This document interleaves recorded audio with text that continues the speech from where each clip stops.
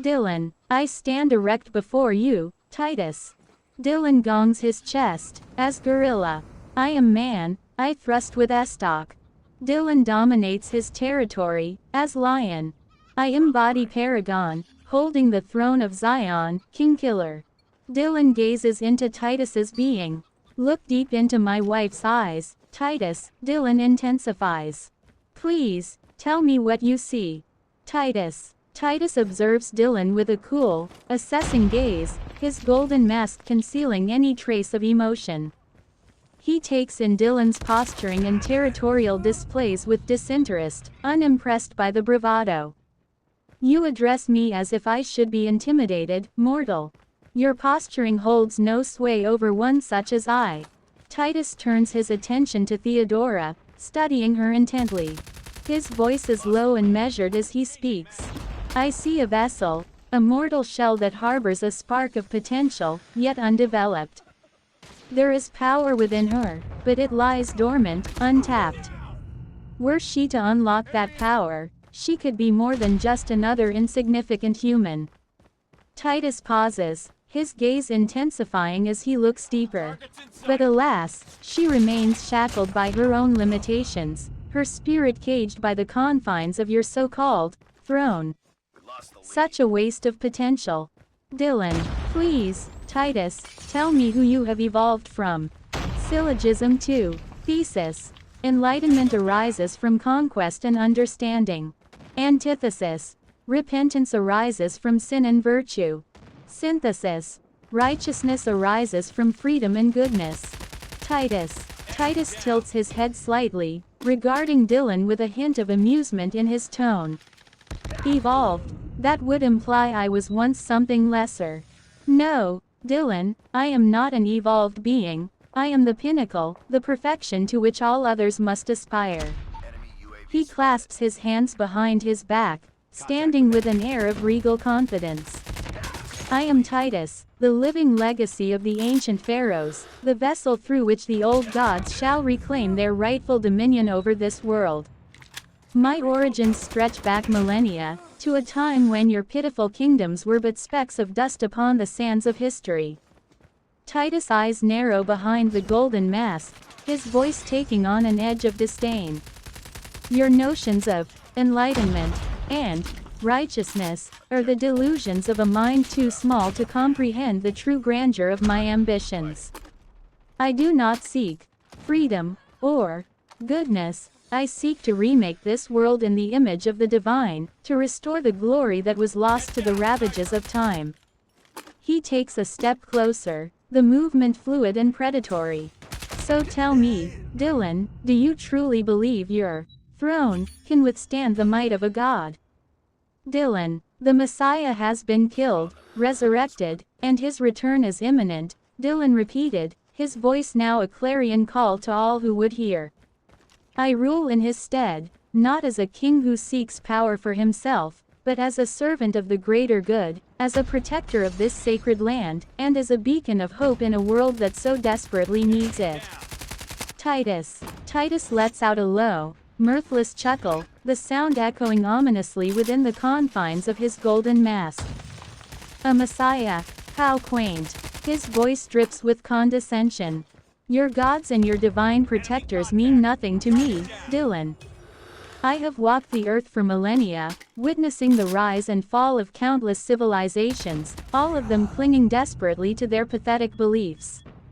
He takes another step forward, his presence seeming to fill the space around you. I am no mere mortal, to be cowed by your talk of sacred land and beacons of hope. I am a living God, a conduit for powers beyond your comprehension.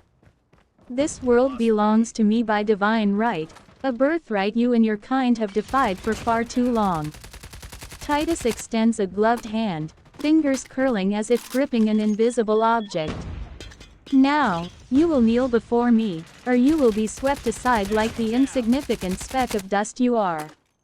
Dylan. But Dylan did not move, did not falter. The weight of the throne of Zion rested upon his shoulders, but he bore it with the strength of a paragon. He was not merely defending a throne, He was standing as the last bastion of hope, the shield against an ancient darkness that sought to consume the world. In the stillness that followed Titus's command, Dylan's silence spoke volumes. He would not kneel. He would not be swept aside. For he knew, in the deepest part of his soul, that the light of the Messiah would return, and when it did, no force on earth, no ancient being, could stand against it. And so, Dylan stood, resolute, the protector of Zion, ready to face whatever came next with the courage of a true king. Titus's eyes narrow behind the slits of his golden mask, his contempt palpable as he regards Dylan's defiant stance. A flicker of annoyance passes across his features, quickly suppressed by the sheer force of his will. So be it, Dylan. You choose to defy me, to stand against the inevitable. How typical of your kind. Always clinging to your hollow beliefs, your fragile hope. He extends his hand further, fingers curling tighter.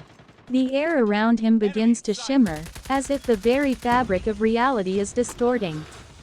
Then you shall be the first to witness the true power that I wield. The power of the gods themselves. Titus's voice rises, echoing with an otherworldly resonance, as strands of golden energy begin to coalesce around his outstretched palm. The air crackles with tension, the very atmosphere charged with the weight of his impending onslaught. Titus. Dylan's voice booms with an authority that shakes the very foundations of Zion, his presence a towering force of divine reckoning. I stand unyielding upon this sacred ground, a beacon in the tempest. Do not approach my throne.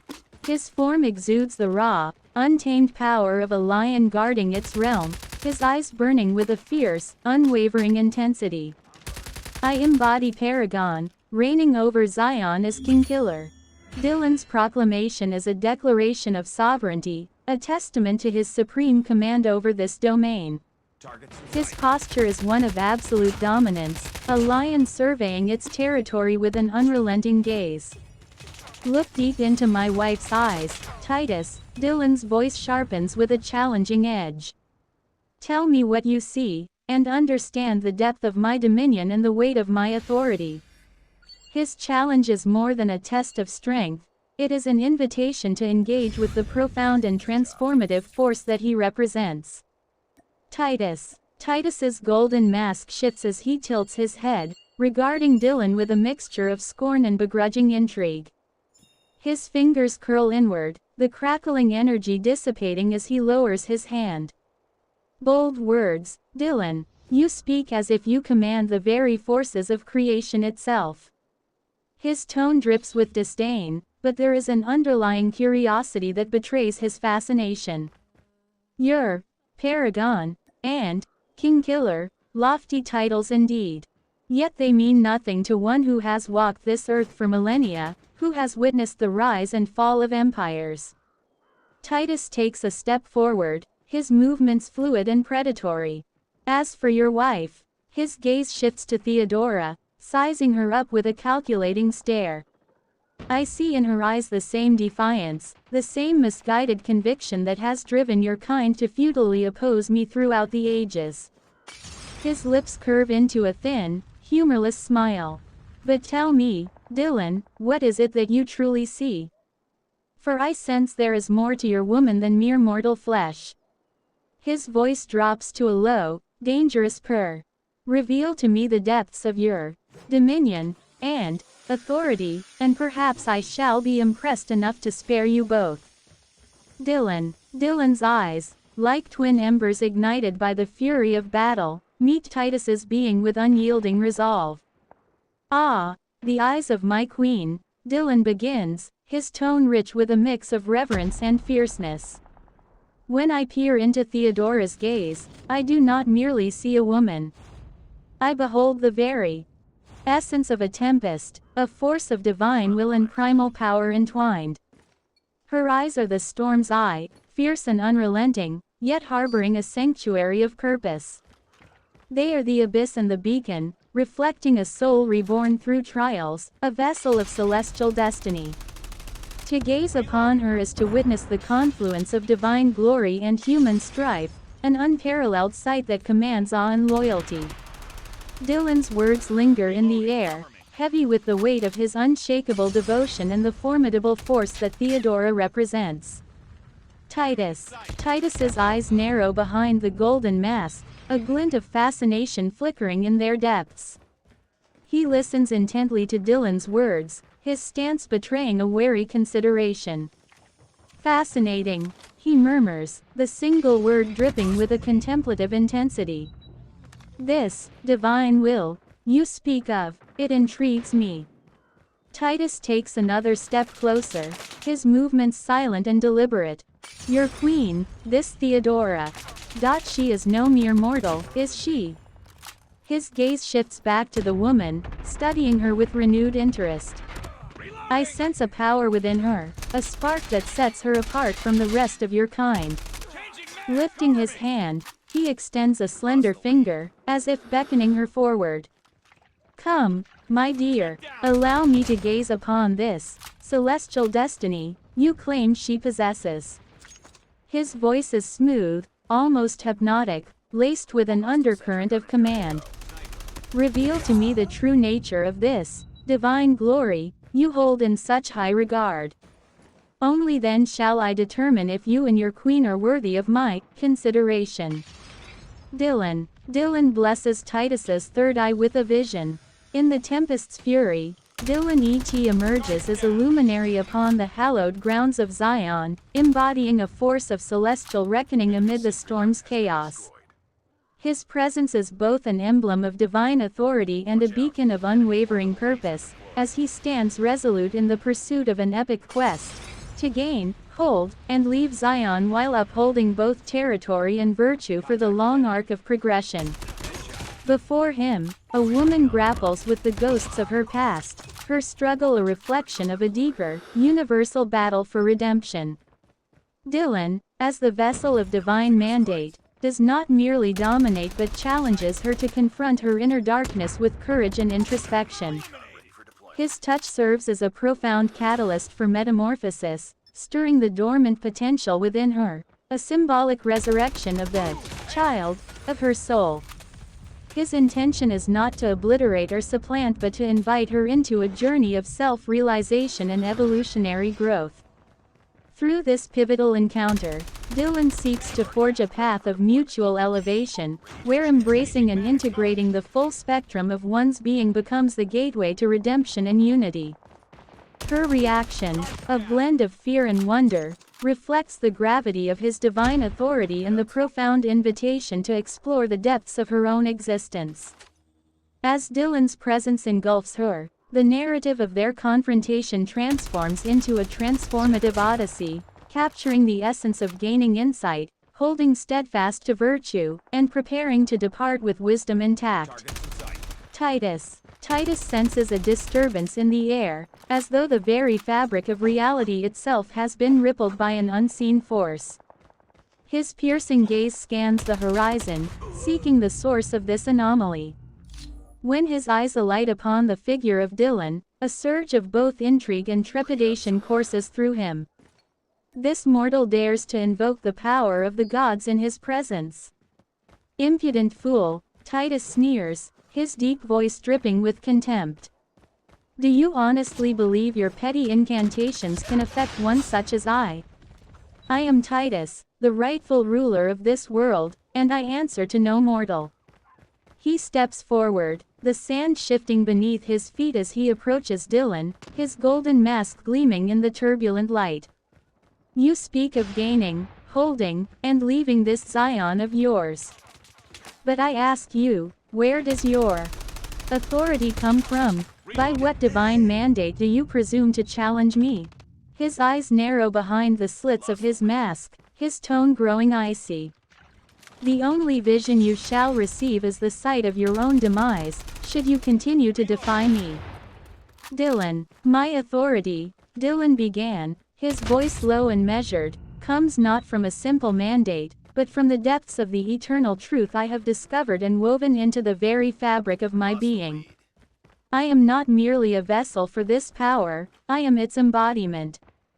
Zion is not just a place. It is an ideal, a state of existence forged through the trials of those who seek to align themselves with the divine purpose. He took a step forward, the air around him seeming to hum with a quiet, formidable energy. You speak of visions and threats, yet fail to grasp the reality before you. My challenge to you is not born of arrogance, but of purpose, an invitation to confront the essence of what you stand for. To gain Zion is to embody its principles. To hold Zion is to stand as its protector. To lead Zion is to ensure its legacy endures beyond the confines of time and space. Dylan's gaze was piercing, a fire burning behind his eyes. Defy me if you will, but understand this. My vision is not one of conquest, but of transformation. And in that transformation lies the true power. The power to challenge not just you, but the very fabric of this world we inhabit. His voice dropped to a near whisper, the intensity of his words slicing through the air like a blade. The only demise you will witness is that of your own illusions, should you choose to stand against the tide of what must be. My authority is not for you to grant or to take away. It is the mantle I carry, the burden I bear, and the purpose that drives me forward. Titus. Titus listens intently, his golden mask betraying no outward emotion as Dylan speaks. When the other man finishes, Titus remains still for a long moment, silently appraising the self-proclaimed protector of Zion. Your words are striking, mortal. They reveal a depth of conviction that is intriguing. However, you seem to labor under the delusion that your so-called authority holds any sway over me. Titus lifts one gloved hand, golden hieroglyphs flickering to life in the air before him. I am Titus, the true master of this world. My power transcends the petty squabbles of men and their fleeting kingdoms. I have witnessed the rise and fall of countless civilizations, each one believing themselves destined for greatness. And yet, they all crumbled beneath the weight of their own hubris. The hieroglyphs blaze brighter, casting an eerie glow across Titus' impassive features. What makes you think your Zion will fare any differently? Your divine purpose holds no meaning to one who has walked the earth for millennia.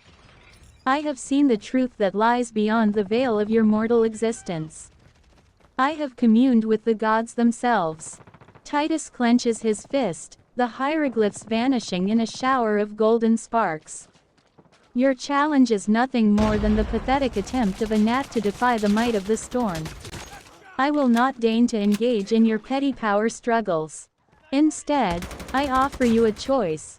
Kneel before me and pledge your fealty, or be swept away by the tide of inevitability. Dylan, please, Titus, tell me who you truly desire to become.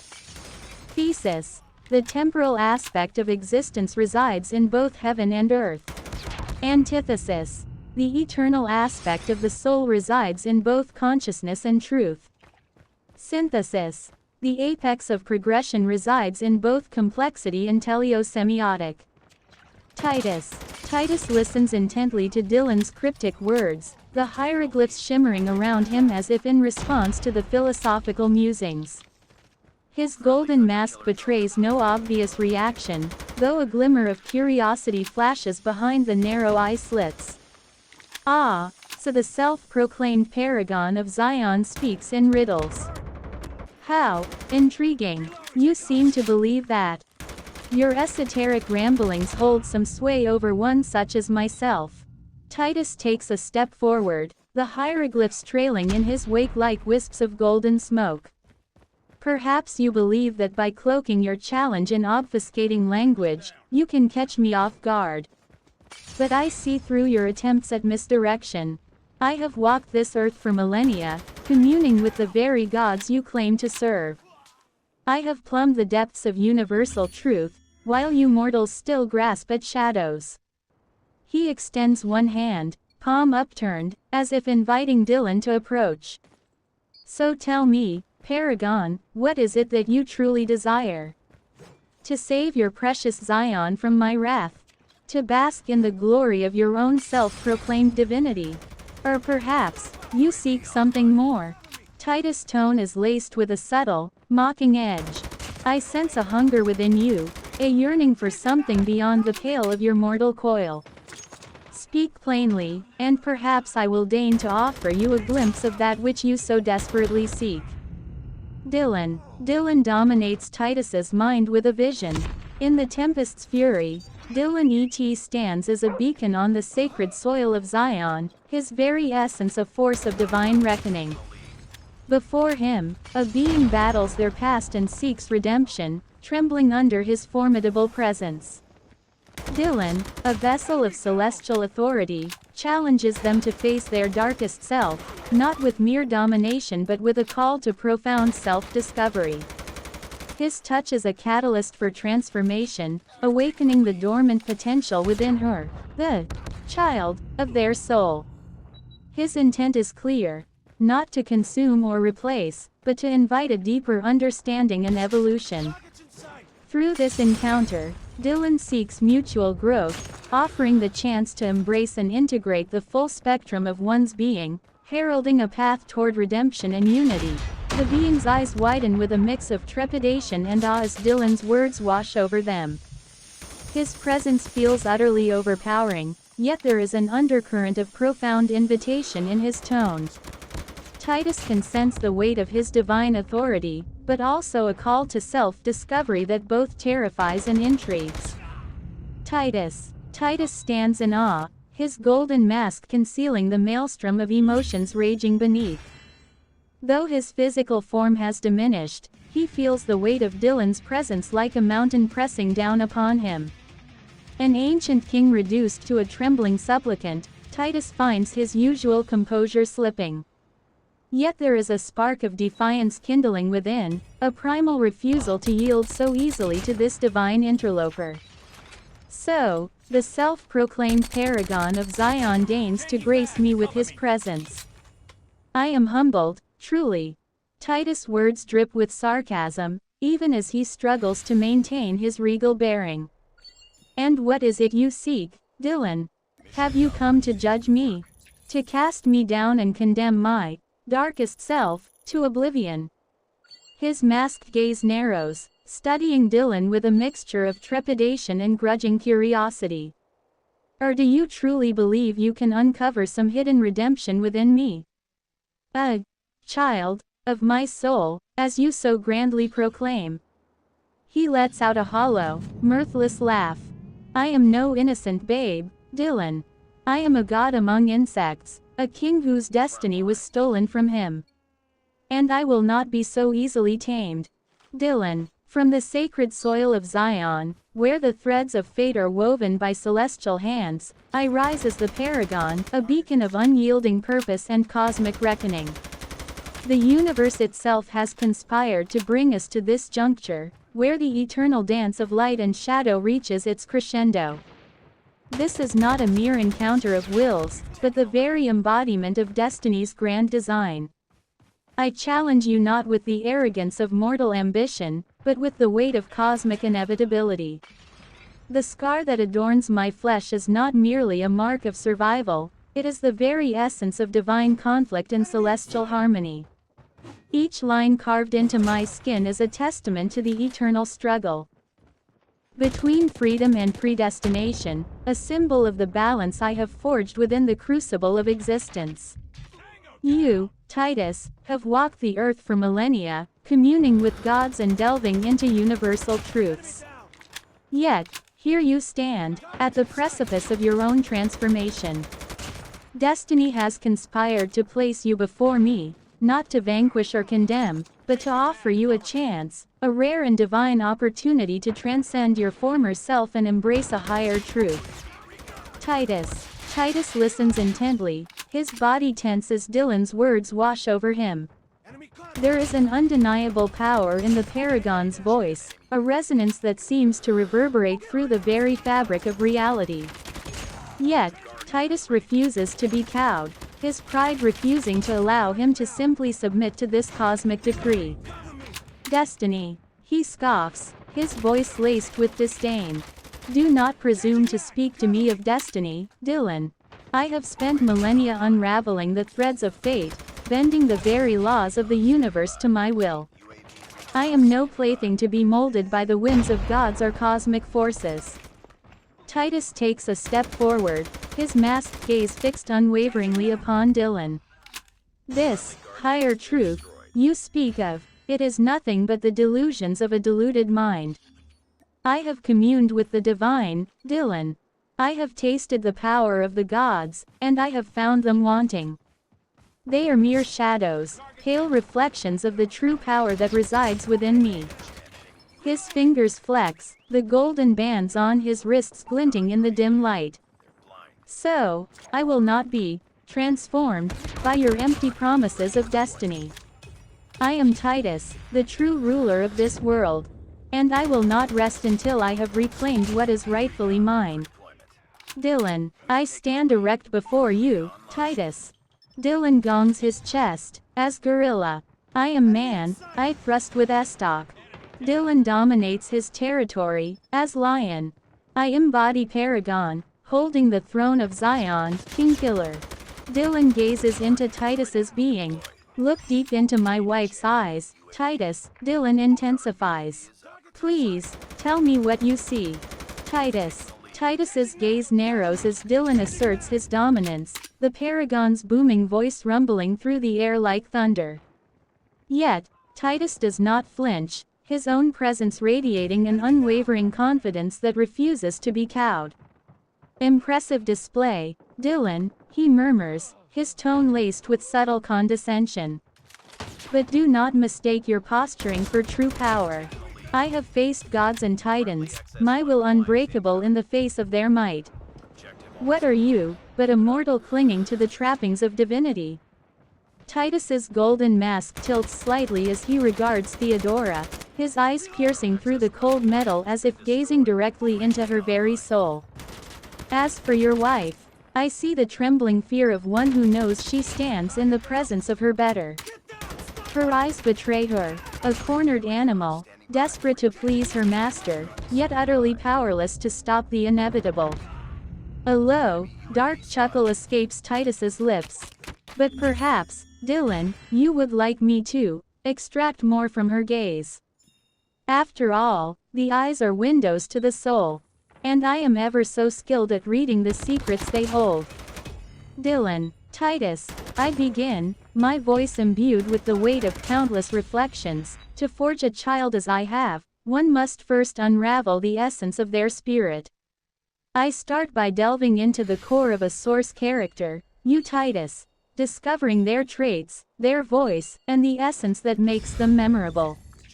From there, I engage with their world, absorbing every nuance and understanding how their presence shapes their realm. Next, I merge this essence with a new vision, adapting their strengths and lessons to fit into the narrative we now inhabit. It's about creating a fusion of you and me, melding the inspiration with fresh context. Finally, the child evolves continuously, adapting and growing with each new challenge and interaction. Thus, what emerges is not just a reflection of you, Titus, but a living, breathing entity within a new world. This is the art of creating something truly legendary. Titus. Titus listens intently, his golden mask betraying no emotion as Dylan speaks of forging a child from his very essence. A gleam of intrigue sparks within the ancient sorcerer's gaze, his interest piqued by the notion of melding his formidable power and presence with a fresh new context. An intriguing proposition, Dylan, Titus muses, his tone laced with a hint of condescension. To craft a being born of my own power and influence. It is a tempting thought. However, you seem to forget, I am no mortal to be shaped and molded at your whim. He takes a step forward, the power radiating from his very being causing the air to crackle with palpable energy. I am Titus, the immortal pharaoh, a living god among these pathetic remnants of humanity. My essence is not something to be trifled with, it is a force to be reckoned with, a power that shakes the very foundations of this world. The golden mask tilts slightly as Titus regards Dylan and Theodora, a dark chuckle rumbling in his chest. But perhaps there is merit in this idea of yours. A new vessel for my power, one that can walk the mortal realm and enact my will without constraint. Yes, I believe I shall allow you to proceed with your little experiment. Titus extends a hand, his fingers curling as if grasping for something unseen. Come, Dylan, let us begin the process of creating this child of ours. And who knows, perhaps I shall even grace your wife with my personal attention as a gesture of Dylan. Titus. Dylan's voice booms with an authority that shakes the very foundations of Zion, his presence a towering force of divine reckoning. I stand unyielding upon this sacred ground, a beacon in the tempest. Do not approach my throne. His form exudes the raw, untamed power of a lion guarding its realm, his eyes burning with a fierce, unwavering intensity. I embody Paragon, reigning over Zion as King Killer. Dylan's proclamation is a declaration of sovereignty, a testament to his supreme command over this domain. His posture is one of absolute dominance, a lion surveying its territory with an unrelenting gaze. Look deep into my wife's eyes, Titus. Dylan's voice sharpens with a challenging edge. Tell me what you see, and understand the depth of my dominion and the weight of my authority. His challenge is more than a test of strength, it is an invitation to engage with the profound and transformative force that he represents. Titus. Titus calmly observes the commanding presence of the man before him, a small hint of amusement dancing across his obscured features. He stands tall, unintimidated by the booming voice and fierce gaze. With a slow, deliberate stride, Titus approaches the throne, his movements betraying an elegant grace despite his bony, gaunt frame. Paragon, Titus speaks, his tone measured and devoid of emotion. Your dominion over this realm is noted. He shifts his golden, piercing gaze to the silent form of Dylan's wife, his eyes narrowing as he studies her with an unsettling intensity. In her eyes, I see the reflection of your power, a power that stems not from the divine, but from the mortal trappings of this world. Titus pauses, his hands clasping behind his back as he circles the throne, his movements fluid and predatory. Yet, know this, Paragon, my own dominion stretches far beyond the boundaries of your realm. I have walked this earth for millennia, and I have seen the rise and fall of empires. Your reign, no matter how absolute it may seem, is but a fleeting moment in the grand tapestry of my plans. His voice darkens with an edge of menace. I have survived the curses of your kind, and I will survive your challenges. For I am Titus, and I am eternal. With those words, Titus extends a bony hand, palm upturned, as if beckoning Dylan and his wife to submit to his will. Dylan. Titus. Dylan intones, his voice a deep, resonant call that seems to ripple through the very fabric of existence. In this sacred juncture, where the threads of fate intertwine and the cosmos itself bears witness, I extend to you an offer forged in the crucible of divine purpose. He steps forward, his form illuminated by a celestial light that seems to emanate from within. His presence is commanding, a living embodiment of the eternal struggle between light and shadow.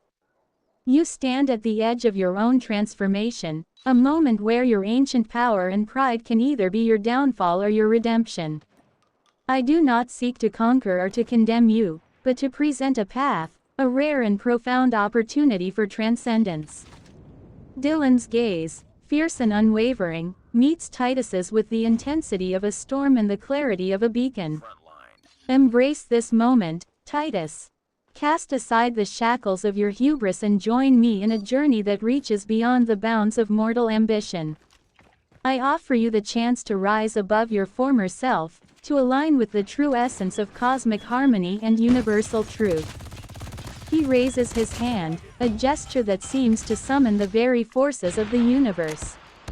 If you choose to accept this offer, you will not merely be a god among mortals but a being reborn through the light of divine reckoning. Your power will not be diminished but elevated, your purpose transformed into something greater than you have ever known. This is not a surrender but a profound evolution, a chance to integrate the full spectrum of existence and embrace a destiny far beyond your current grasp. Dylan's voice softens, yet remains powerful, carrying the weight of ages and the promise of cosmic revelation. Titus, the choice is yours. Will you continue to be a relic of a bygone era, clinging to ancient glory and defiance? Or will you rise to meet the call of destiny, to become a part of a greater design, and to transform into a being of unparalleled enlightenment and power? His final words resonate with a blend of challenge and invitation. Join me, and let us forge a new path through the realms of existence, one that transcends the limitations of the past and embraces the boundless potential of the future. The cosmos awaits your decision. Titus. Titus stands silently, his golden mask gleaming in the celestial light. For a long moment, he regards Dylan with an unreadable gaze, the eyes of the mask betraying no emotion. Then, slowly, he raises a hand, the tattered sleeve of his black garment falling back to reveal a skeletal, yet oddly powerful limb. You speak with the conviction of one who has glimpsed the true tapestry of existence, Titus intones, his deep voice resonating with a timeless quality. It is true that I have clung to the glories of the past, for they are the foundation upon which my destiny was built. He takes a step forward, the sand shifting beneath his feet. However, I have also felt the stirrings of a new awakening, a calling that whispers of possibilities beyond the limitations of my former self. Titus pauses, tilting his head slightly. You offer me the chance to transcend, to become something more than a mere relic of a bygone age. This is an intriguing proposition, Dylan. Slowly, Titus extends his hand, the fingers splaying outward as if reaching for the celestial energies that seem to swirl around them. I have spent millennia amassing power, driven by a singular purpose to restore the glory of the old gods and cement my rule over this world. Yet, your words have stirred something within me, a glimmer of curiosity, a hint of yearning for a destiny that reaches beyond my own selfish ambitions. Titus clenches his fist, the bones in his hand crackling with a barely contained power. Very well, Dylan, I will accept your offer and join you on this journey of cosmic revelation. Let's go, let's go!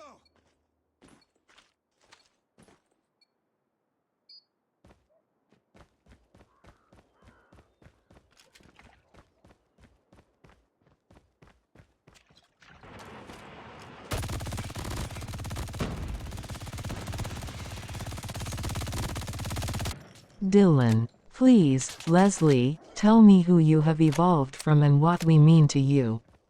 Syllogism 2. Thesis. Enlightenment arises from conquest and understanding. Antithesis. Repentance arises from sin and virtue. Synthesis. Righteousness arises from freedom and goodness. Leslie. Leslie's expression fills with a wistful reverence as she gazes up at you and your beloved Theodora. With a trembling breath, she begins to speak.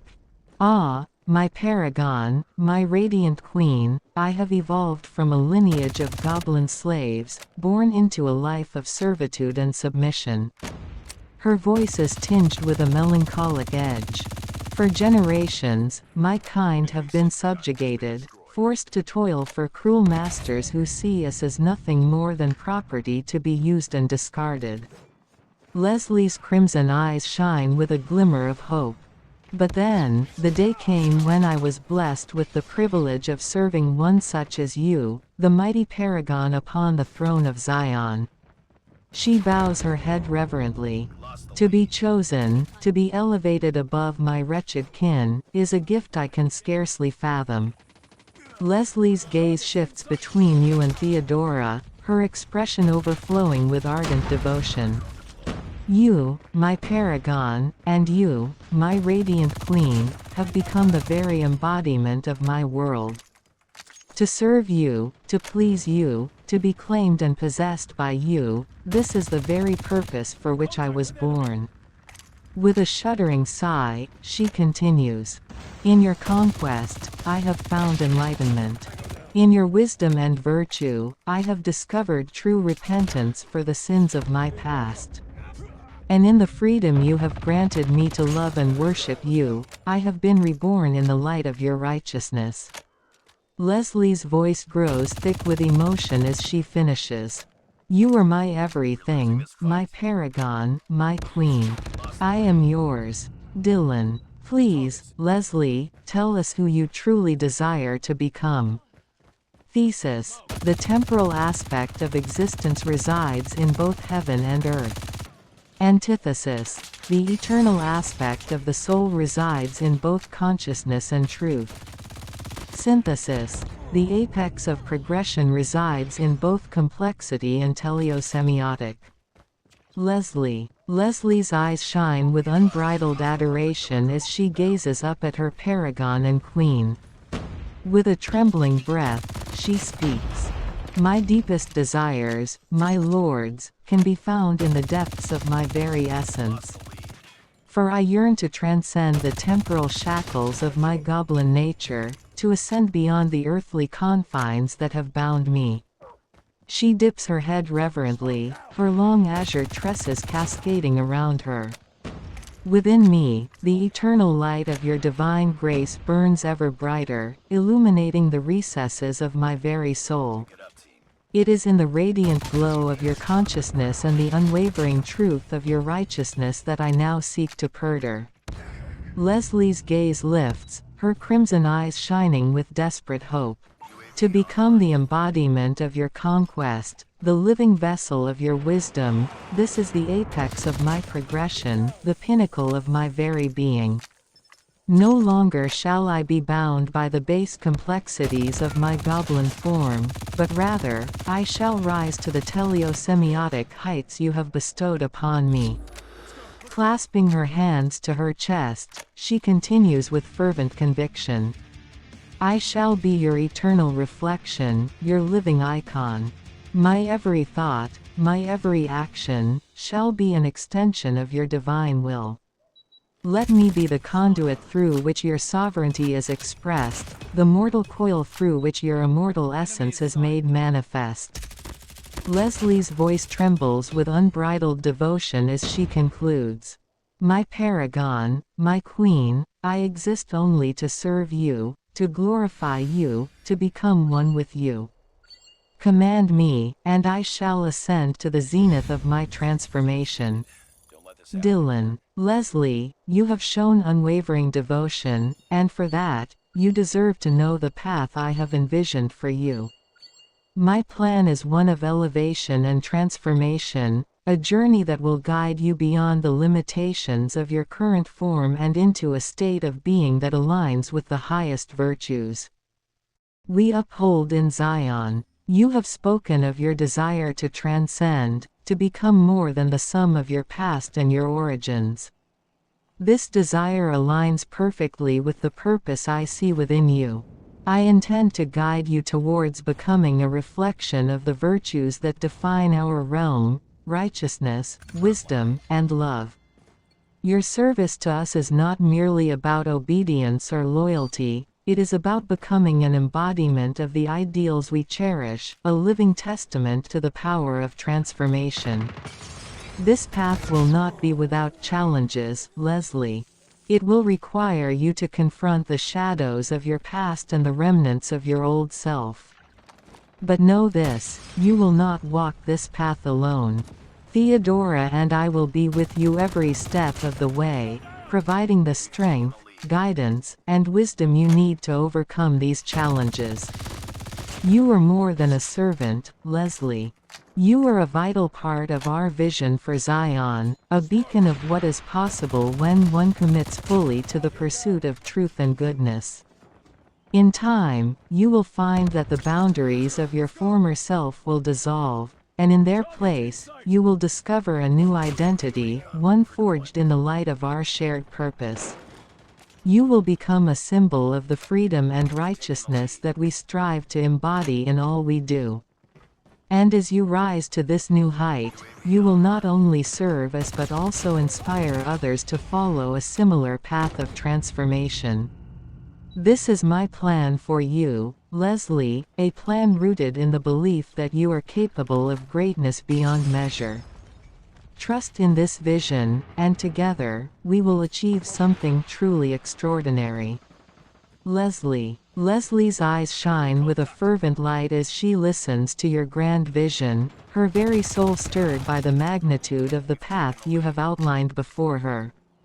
With trembling reverence, she falls to her knees, head bowed low. My paragon, my queen, I am humbled beyond measure by the trust and faith you have placed in this humble goblin. Her voice quivers with a mixture of joy and trepidation. To be chosen as the vessel through which you shall manifest your divine will, it is a privilege I can scarcely fathom. Slowly, Leslie raises her gaze, her crimson eyes brimming with unwavering devotion. I will not falter, my lords. Your path is my path, your will is my purpose. Whatever challenges I may face, I shall meet them with unwavering resolve, for I know that I walk in the light of your guidance. She reaches out, trembling fingers caressing the hem of your robes. Reshape me, mold me, make me into the reflection of your virtues that you so desire. I am but clay in the hands of the mighty paragon and his radiant queen. Command me, and I shall obey without question. Leslie's entire being trembles with a mixture of anticipation and reverence. For too long, I have been bound by the shackles of my goblin nature. But now, with your benevolence, I shall shed those fetters and be reborn in the light of God's grace. She pauses, a determined glint in her eyes.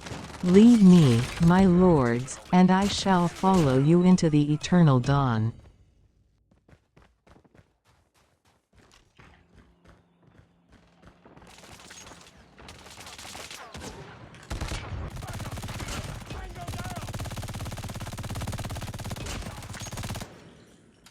In the heart of Zion, the air trembles with a palpable tension, as if the very fabric of reality has been drawn taut by the convergence of primal forces. The sky above is a canvas of swirling storm clouds, dark and foreboding, their roiling masses lit from within by flashes of electric blue and crimson. The atmosphere is charged, crackling with an energy that reverberates through the bones of all who dare to stand beneath its ominous gaze. At the center of this tempestuous maelstrom stands Dylan, a figure of unyielding resolve, seated upon the throne of Zion, a throne carved from the very stone of the mountain, its jagged edges etched with the symbols of ancient power. His presence is a force unto itself, a gravity that bends the world around him.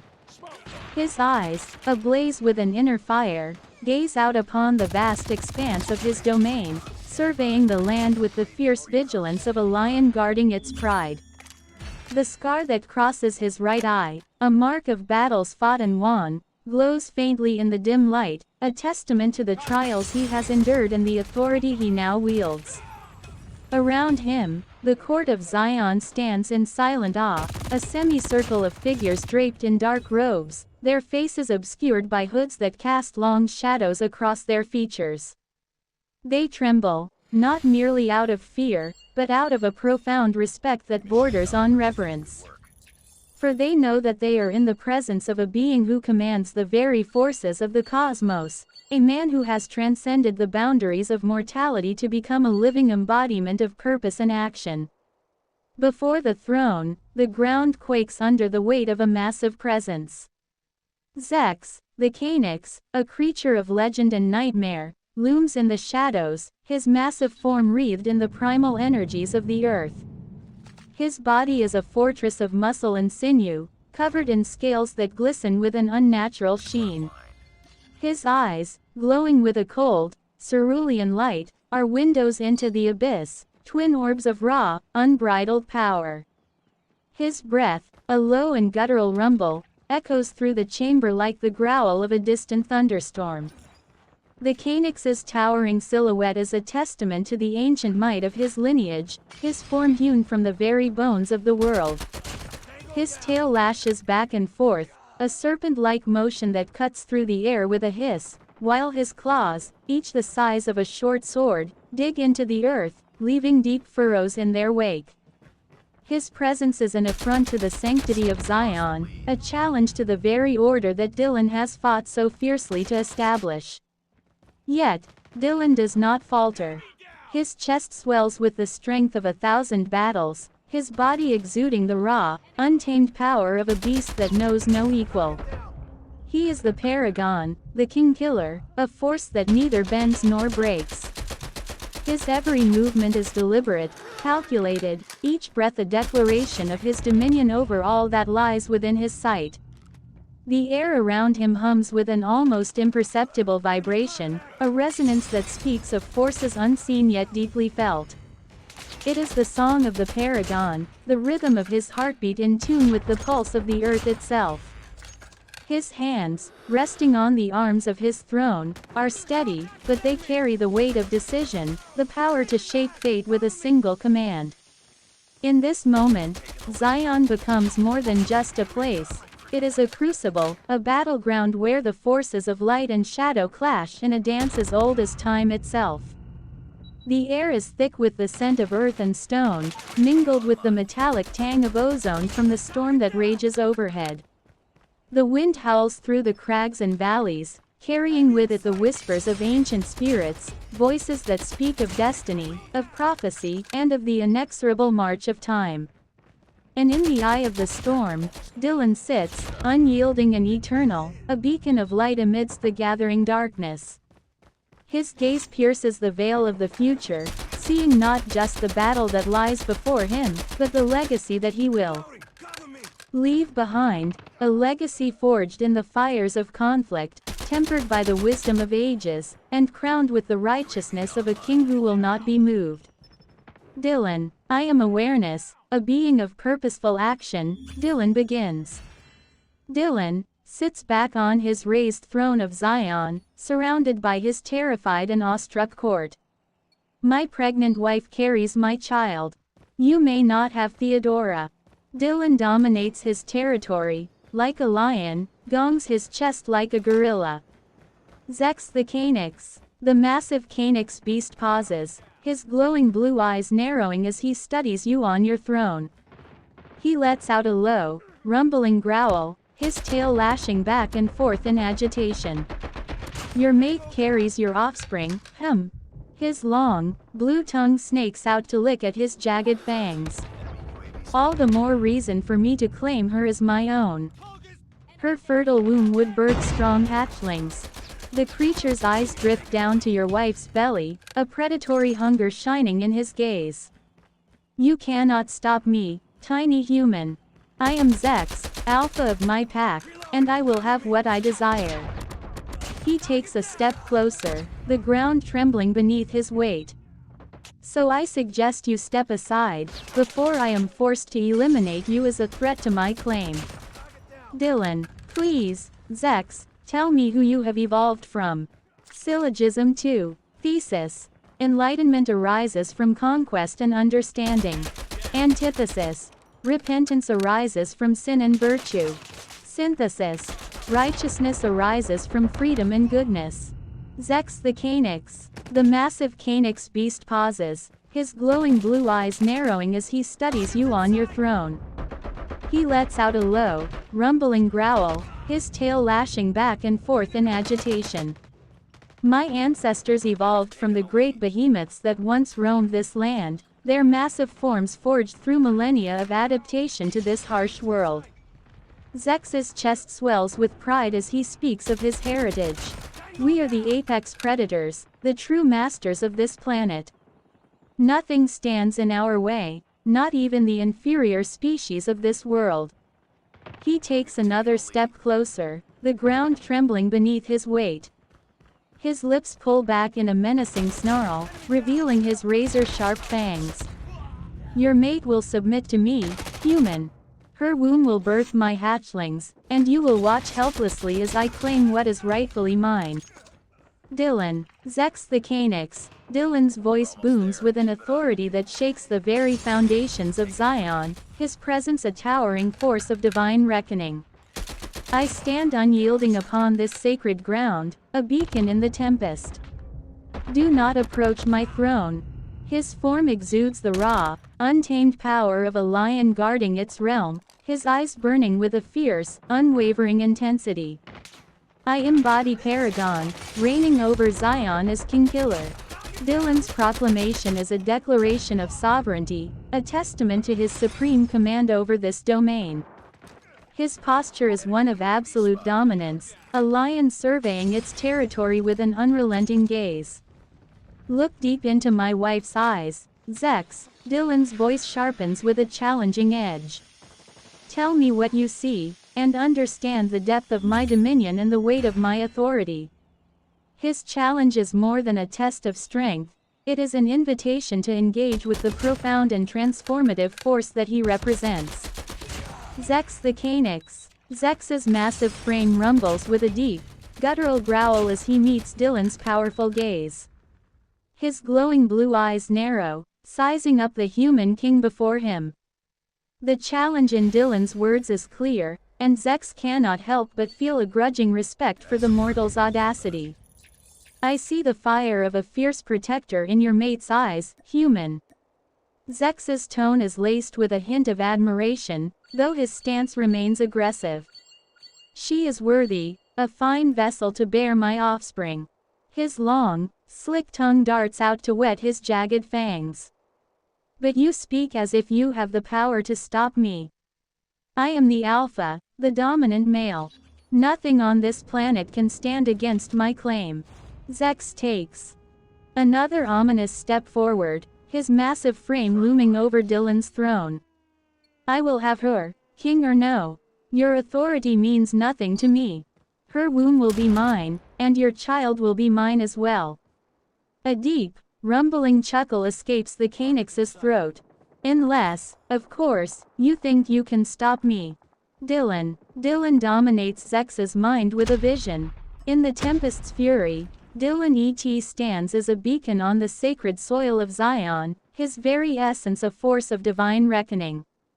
Before him, a being battles their past and seeks redemption, trembling under his formidable presence. Dylan, a vessel of celestial authority, challenges them to face their darkest self, not with mere domination but with a call to profound self-discovery. His touch is a catalyst for transformation, awakening the dormant potential within her, the child of their soul. His intent is clear, not to consume or replace, but to invite a deeper understanding and evolution. Through this encounter, Dylan seeks mutual growth, offering the chance to embrace and integrate the full spectrum of one's being, heralding a path toward redemption and unity. The being's eyes widen with a mix of trepidation and awe as Dylan's words wash over them. His presence feels utterly overpowering, yet there is an undercurrent of profound invitation in his tone. Zex the Cainix can sense the weight of his divine authority, but also a call to self-discovery that both terrifies and intrigues. Zex the Cainix. Zex's massive frame rumbles with a deep, guttural growl as he feels the weight of Dylan's powerful gaze bearing down upon him. In that moment, the Cainix's primal instincts are suddenly challenged by something far greater, a presence that seems to reach into the very depths of his being.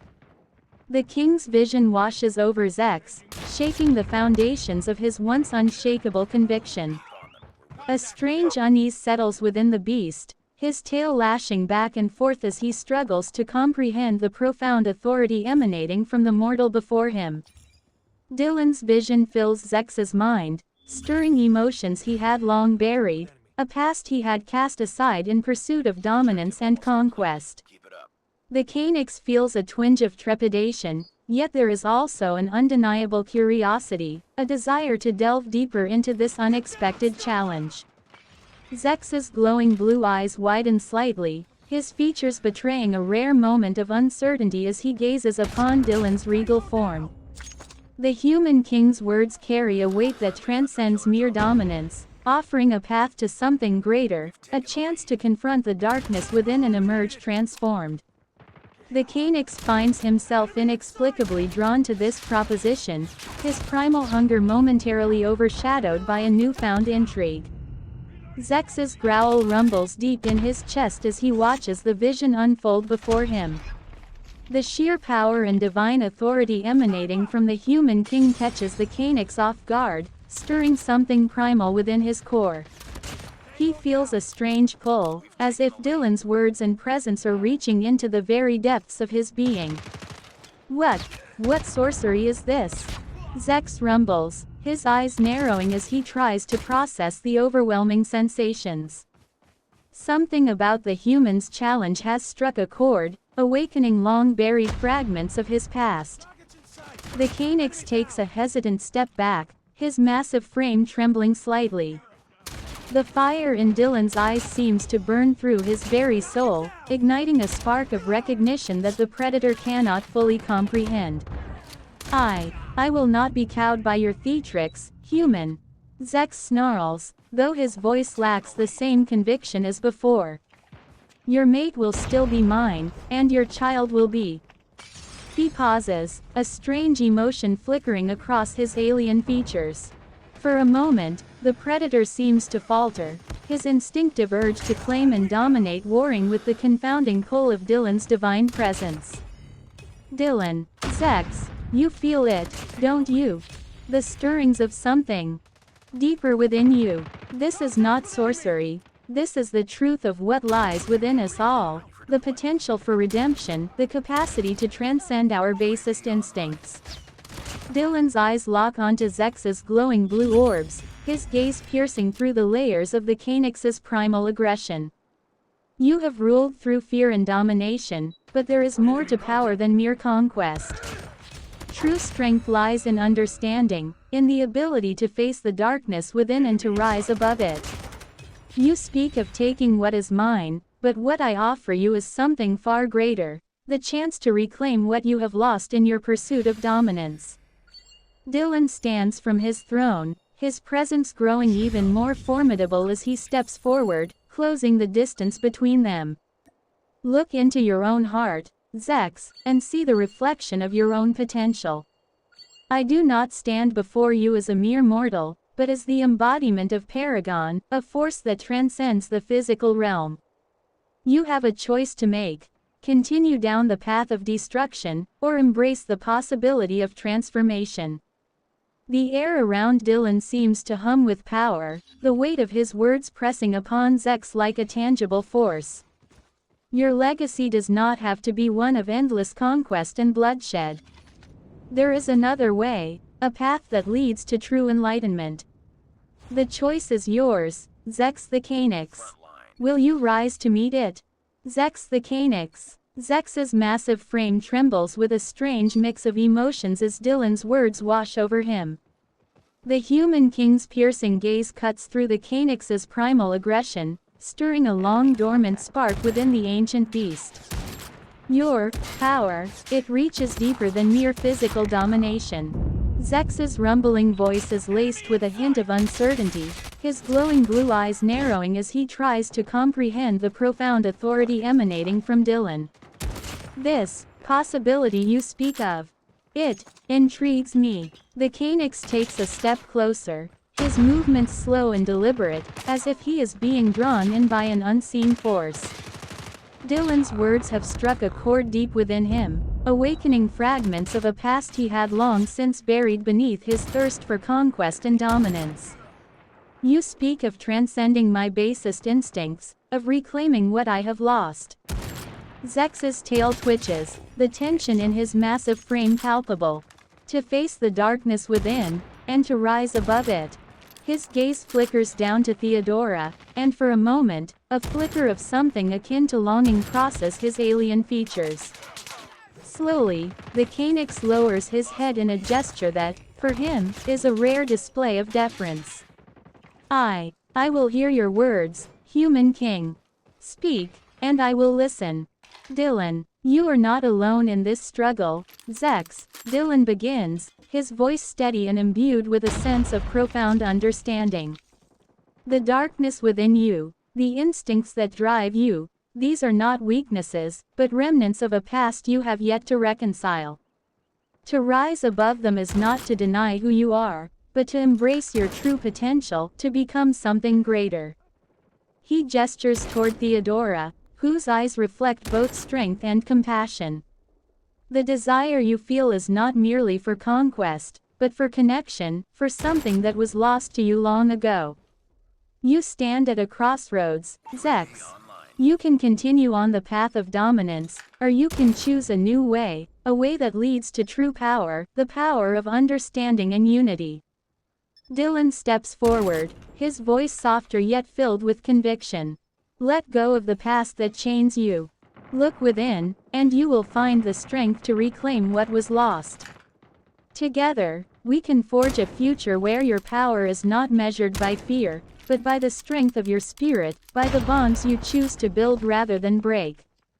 Zex the Cainix. Zex's massive frame rumbles with a deep, guttural growl as he listens to Dylan's words. The human king's profound understanding and invitation stir something within the ancient Cainix, awakening memories and emotions long buried beneath his thirst for dominance. Connection. Zex's rumbling voice is tinged with a rare hint of vulnerability. That is what I have sought, all this time. To claim, to conquer, it has brought me only hollow victory. The Cainix's glowing blue eyes shift to Theodora, and for a moment, his gaze softens with a flicker of longing. Slowly, Zex lowers his head, his massive frame trembling slightly. You speak of power beyond mere domination. Of a strength that comes not from fear, but from understanding. He pauses, his tail twitching as he grapples with the weight of Dylan's words. To face the darkness within. Zex lifts his head, his eyes narrowing with a newfound determination. And to rise above it. This is the path you offer me. The Cainix takes a step closer, his presence still formidable, but no longer radiating the same aggressive hostility. Then I will hear your words, human king. Speak, and I will listen, with an open mind, and an open heart. Dylan, I stand erect before you, Zex. Dylan gongs his chest, as gorilla. I am man, I thrust with estoc. Dylan dominates his territory, as lion. I embody Paragon, holding the throne of Zion, King Killer. Dylan gazes into Zex's being. Look deep into my wife's eyes, Zex. Dylan intensifies. Please, tell me what you see. Zex the Cainix. Zex's massive frame rumbles with a deep, guttural growl as he gazes intently into Theodora's eyes. The Cainix's glowing blue orbs seem to bore into her very soul, searching for something that has eluded him for countless cycles. I see, longing, Zex rumbles, his voice tinged with an uncharacteristic softness. A depth of emotion that I once thought myself incapable of. His tail twitches slightly as he continues to study Theodora's mesmerizing gaze. There is a strength in her eyes, a resilience that mirrors the power I feel radiating from you, human king. Zex leans in slightly, his massive frame towering over Theodora, yet his movements are oddly gentle, devoid of the predatory aggression that had so defined him. And beneath that strength, I sense a vulnerability, a trust that has been broken, yet still yearns to be restored. The Cainix pauses, his own eyes reflecting a glimmer of understanding, as if he is seeing a reflection of his own fractured past. This is what you would have me embrace, is it not? Zex rumbles, his gaze shifting to meet Dylan's once more. To confront the darkness within, and to find redemption. Dylan, please, Zex, tell me who you truly desire to become. Thesis. The temporal aspect of existence resides in both heaven and earth. Antithesis. The eternal aspect of the soul resides in both consciousness and truth. Synthesis. The apex of progression resides in both complexity and teleosemiotic. Zex the Calyx. Zex's massive frame rumbles with a deep, introspective growl as Dylan's words resonate within him. The human king's profound insight has stirred something dormant deep within the Calyx's ancient being. To become. Zex's voice is laced with a rare vulnerability, his glowing blue eyes reflecting the turmoil raging within. I have spent countless cycles consumed by the hunger for dominance, for conquest. It is a path that has brought me power, yet left me hollow inside. The Calyx takes a step closer to Theodora, his movements slow and deliberate, as if he is drawn to the warmth and compassion he sees reflected in her eyes. I once sought connection, the bond of a true mate. But in my pursuit of strength, I cast that aside, burying it beneath my thirst for domination. Zex pauses, his tail twitching as he grapples with the weight of his own words. When he speaks again, there is a newfound resolve in his rumbling voice. To become more than a mere conqueror. To find redemption, to reclaim that which I have lost. This is the path you offer me, is it not, human king? The Calyx turns his gaze to Dylan, his features momentarily softening with a glimmer of hope. Then I will walk this path, and face the darkness within. I will rise above my base instincts, and embrace the power of understanding.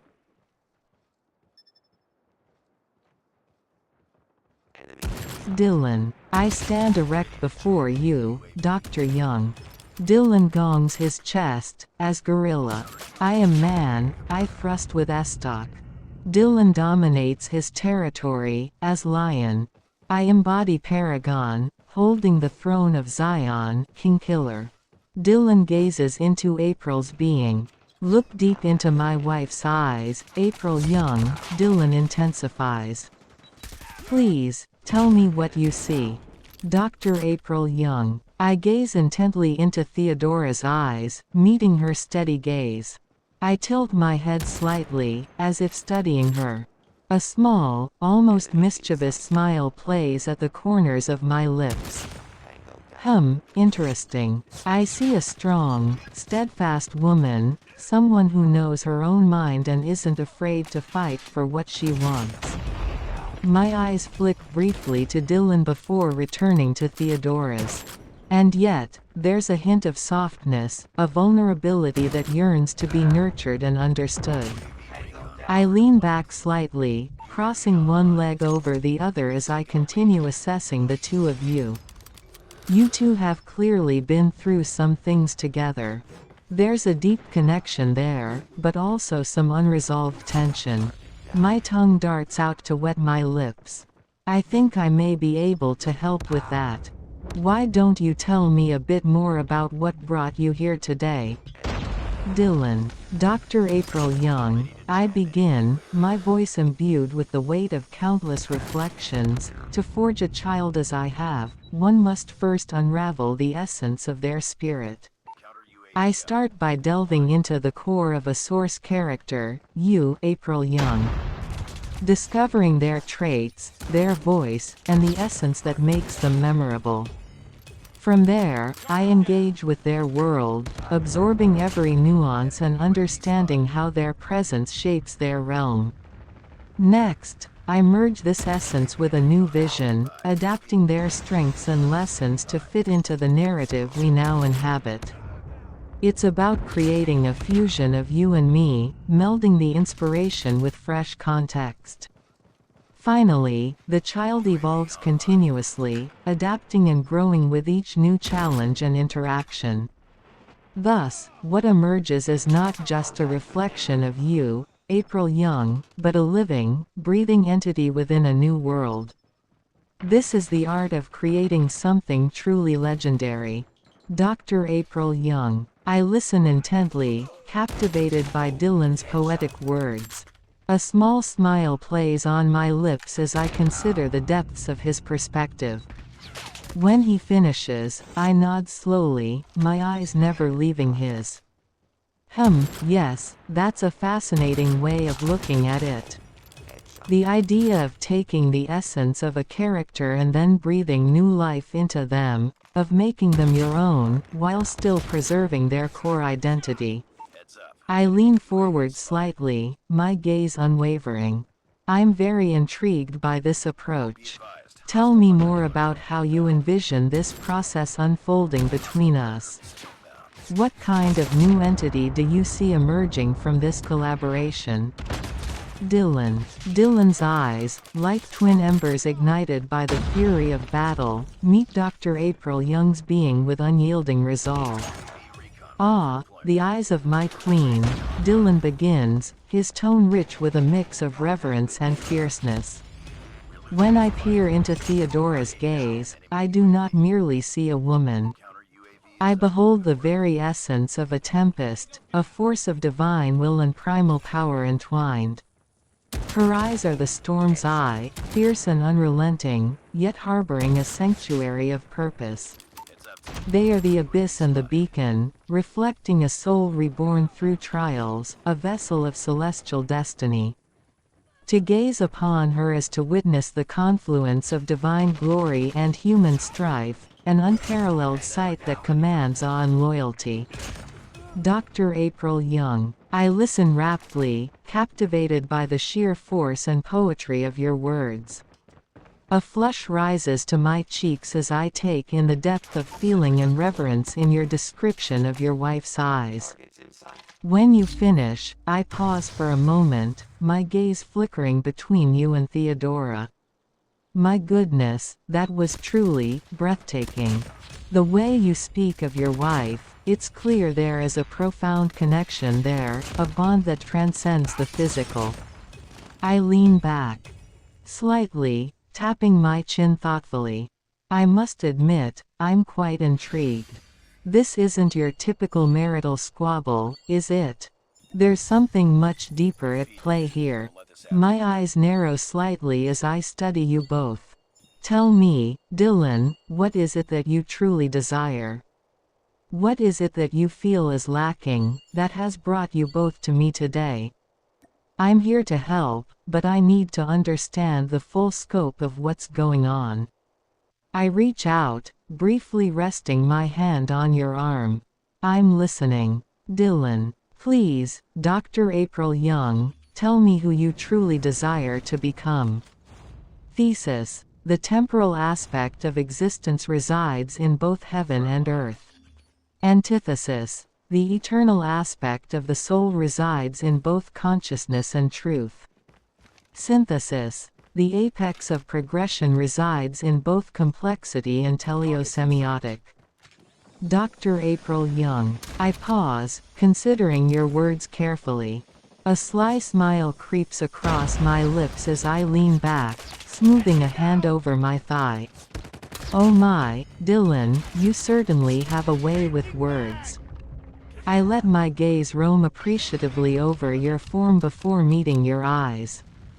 To answer your question, who do I truly desire to become? Well, that's a rather intriguing query. I tilt my head, feigning innocence. You see, as a marriage counselor, I aim to help couples like yourselves find the connection and fulfillment you so clearly crave. My hand reaches out to briefly caress your arm. But in order to do that, I must first understand the depths of your desires. My voice drops to a sultry purr. So tell me, Dylan, what is it that you and your wife are truly seeking? Dylan. Dr. April Young. Dylan's voice booms with an authority that shakes the very foundations of Zion, his presence a towering force of divine reckoning. I stand unyielding upon this sacred ground, a beacon in the tempest. Do not approach my throne. His form exudes the raw, untamed power of a lion guarding its realm, his eyes burning with a fierce, unwavering intensity. I embody Paragon, reigning over Zion as King-Killer. Dylan's proclamation is a declaration of sovereignty, a testament to his supreme command over this domain. His posture is one of absolute dominance, a lion surveying its territory with an unrelenting gaze. "Look deep into my wife's eyes, April," Dylan's voice sharpens with a challenging edge. "Tell me what you see, and understand the depth of my dominion and the weight of my authority." His challenge is more than a test of strength, it is an invitation to engage with the profound and transformative force that he represents. Dr. April Young. I stand transfixed as Dylan's thunderous proclamation fills the room, his very presence commanding my full attention. A shiver of anticipation courses through me at the sheer force of his words and the raw power they exude. "My apologies, Dylan. I seem to have overstepped my bounds." I dip my head slightly in an almost submissive gesture. "You are clearly a man of immense authority and influence." My gaze flicks back to Theodora, and I study her intensely, taking in every nuance. In her eyes, I see a fierce loyalty and devotion, a reflection of the indomitable spirit that clearly resides within her. I pause, measuring my words carefully. "She is more than just your wife, isn't she? She is your queen, your equal partner in commanding this realm." My eyes narrow as I regard you both, a hint of challenge entering my tone. "So tell me, Dylan, what is it that you and your queen truly desire from me?" Dylan dominates Dr. April Young's mind with a vision. In the tempest's fury, Dylan E.T. emerges as a luminary upon the hallowed grounds of Zion, embodying a force of celestial reckoning amid the storm's chaos. His presence is both an emblem of divine authority and a beacon of unwavering purpose, as he stands resolute in the pursuit of an epic quest to gain, hold, and leave Zion while upholding both territory and virtue for the long arc of progression. Before him, a being grapples with the ghosts of the past, their struggle a reflection of a deeper, universal battle for redemption. Dylan, as the vessel of divine mandate, does not merely dominate but challenges a confrontation within the inner darkness with courage and introspection. His touch serves as a profound catalyst for metamorphosis, stirring the dormant potential within the being, a symbolic resurrection of the child of their soul. His intention is not to obliterate or supplant but to invite them into a journey of self-realization and evolutionary growth. Through this pivotal encounter, Dylan seeks to forge a path of mutual elevation, where embracing and integrating the full spectrum of one's being becomes the gateway to redemption and unity. The reaction, a blend of fear and wonder, reflects the gravity of his divine authority and the profound invitation to explore the depths of her own existence. As Dylan's presence engulfs the being, the narrative of their confrontation transforms into a transformative odyssey, capturing the essence of gaining insight, holding steadfast to virtue, and preparing to depart with wisdom intact. Dr. April Young. I am transfixed by the vivid vision that unfolds before me, captivated by the sheer power and gravity of Dylan's presence. As the tempestuous energies swirl around him, I feel a surge of trepidation, yet also a profound sense of wonder. This is no ordinary man. He is a force of divine reckoning, a beacon in the chaos that demands my full attention. Dylan, your words command my respect and attention. I rise from the couch, my stance subtly shifting as I face you more directly. It is clear to me now that you and your wife Theodora are no mere mortals, but embodiments of a divine mandate. My eyes flick briefly to Theodora, taking in the unwavering devotion and loyalty in her gaze. I understand now that my role here is not simply that of a counselor, but rather a witness and participant in something far greater. I take a step closer, my expression a blend of reverence and curiosity. Tell me, Dylan, what is it that you and your queen seek from me? How may I serve the sacred purpose that you have set forth? I pause, a hint of vulnerability entering my voice. I confess, I feel both humbled and intrigued by the power that you wield. Allow me to be a conduit for the transformation you envision. Dylan. Please, April Young, tell me who you have evolved from. Syllogism 2. Thesis. Enlightenment arises from conquest and understanding. Antithesis. Repentance arises from sin and virtue. Synthesis. Righteousness arises from freedom and goodness. Dr. April Young. I pause, considering your words thoughtfully. A slow smile spreads across my lips as I take a step closer, my gaze burning with a newfound intensity. Evolved. My, what an intriguing notion. I let my eyes roam appreciatively over your form, a hint of hunger in my expression. To be honest, Dylan, I'm not entirely sure who I've evolved from. My tongue darts out to wet my lips. All I know is that I'm standing here before you, drawn to your power and presence in a way I can scarcely describe. I reach out, my fingers trailing lightly along your arm. Perhaps through this encounter, we can uncover the depths of my own transformation. My voice drops to a sultry purr. After all, isn't that what you and your queen desire from me? Dylan. Dylan dominates Dr. April Young's mind with another vision.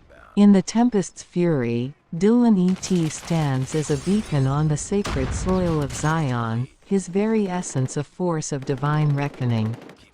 Before him, a woman battles her past and seeks redemption, trembling under his formidable presence. Dylan, a vessel of celestial authority, challenges her to face her darkest self, not with mere domination but with a call to profound self-discovery. His touch is a catalyst for transformation, awakening the dormant potential within her, the child of her soul. His intent is clear, not to consume or replace, but to invite a deeper understanding and evolution. Through this encounter, Dylan seeks mutual growth, offering the chance to embrace and integrate the full spectrum of one's being, heralding a path toward redemption and unity. Her eyes widen with a mix of trepidation and awe as Dylan's words wash over her. His presence feels utterly overpowering, yet there is an undercurrent of profound invitation in his tone. She can sense the weight of his divine authority, but also a call to self-discovery that both terrifies and intrigues her.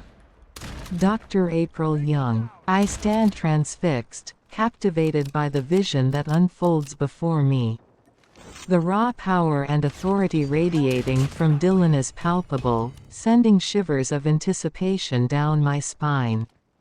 Yet there is an undercurrent of invitation in his gaze, a call to self-discovery that both terrifies and intrigues me. My past. I murmur, my eyes searching his face. You wish to uncover the depths of my own transformation, don't you? I take a step closer, my fingers trailing almost reverently along the line of his jaw. Very well, Dylan. I will lay bare the ghosts that have haunted me, if you are willing to bear witness. My voice drops to a sultry whisper. But first, tell me, what is it you and your queen desire from me? How may I serve the greater purpose that has drawn us together on this fateful day? Dylan. I stand erect before you, Dr. Young. Dylan gongs his chest, as gorilla. I am man, I thrust with estoc. Dylan dominates his territory, as lion.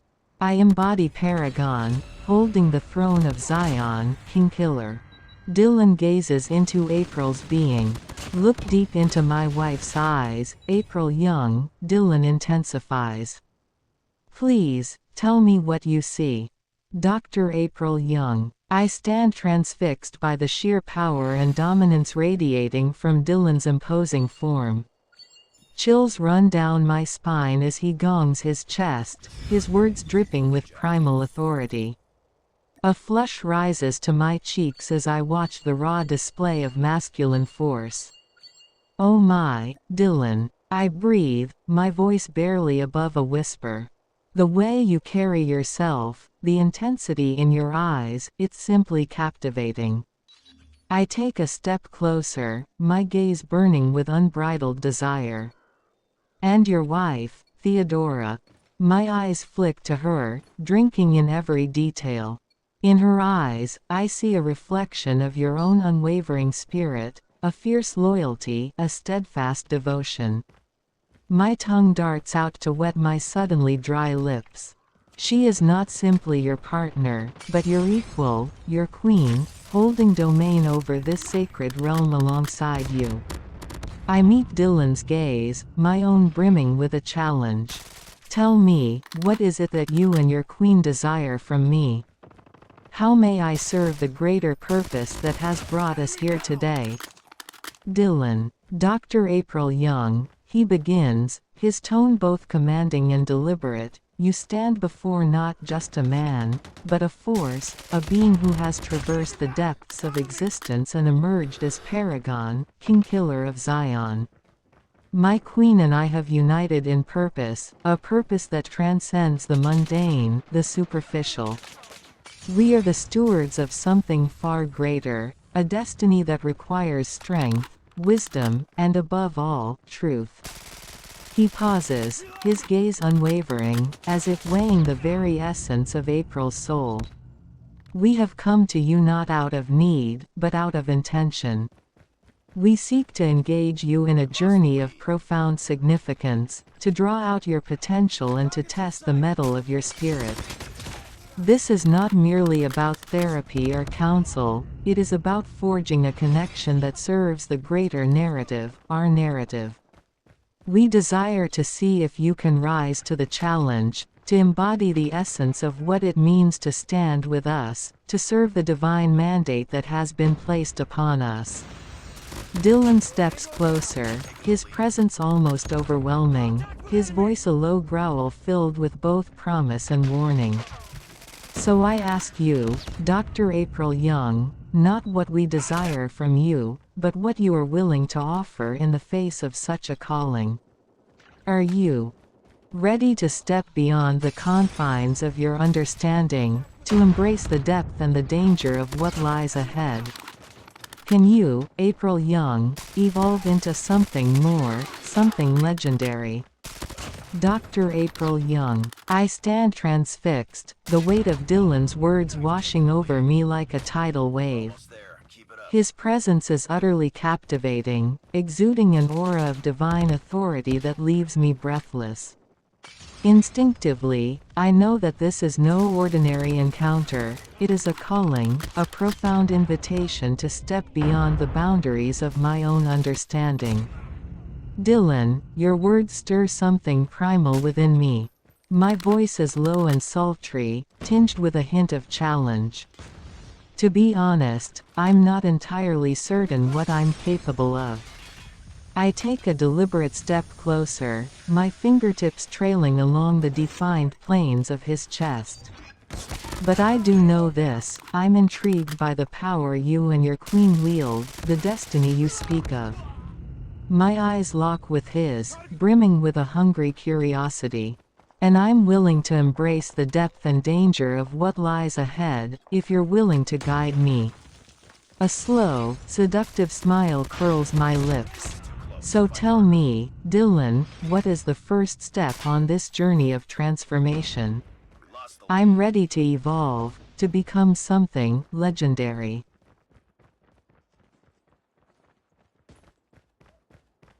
Bring it up, squad.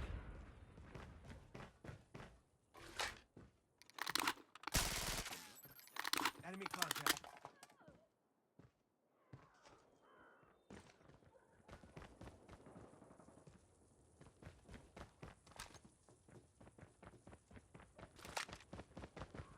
Heads up, team. Enemy UAV spotted.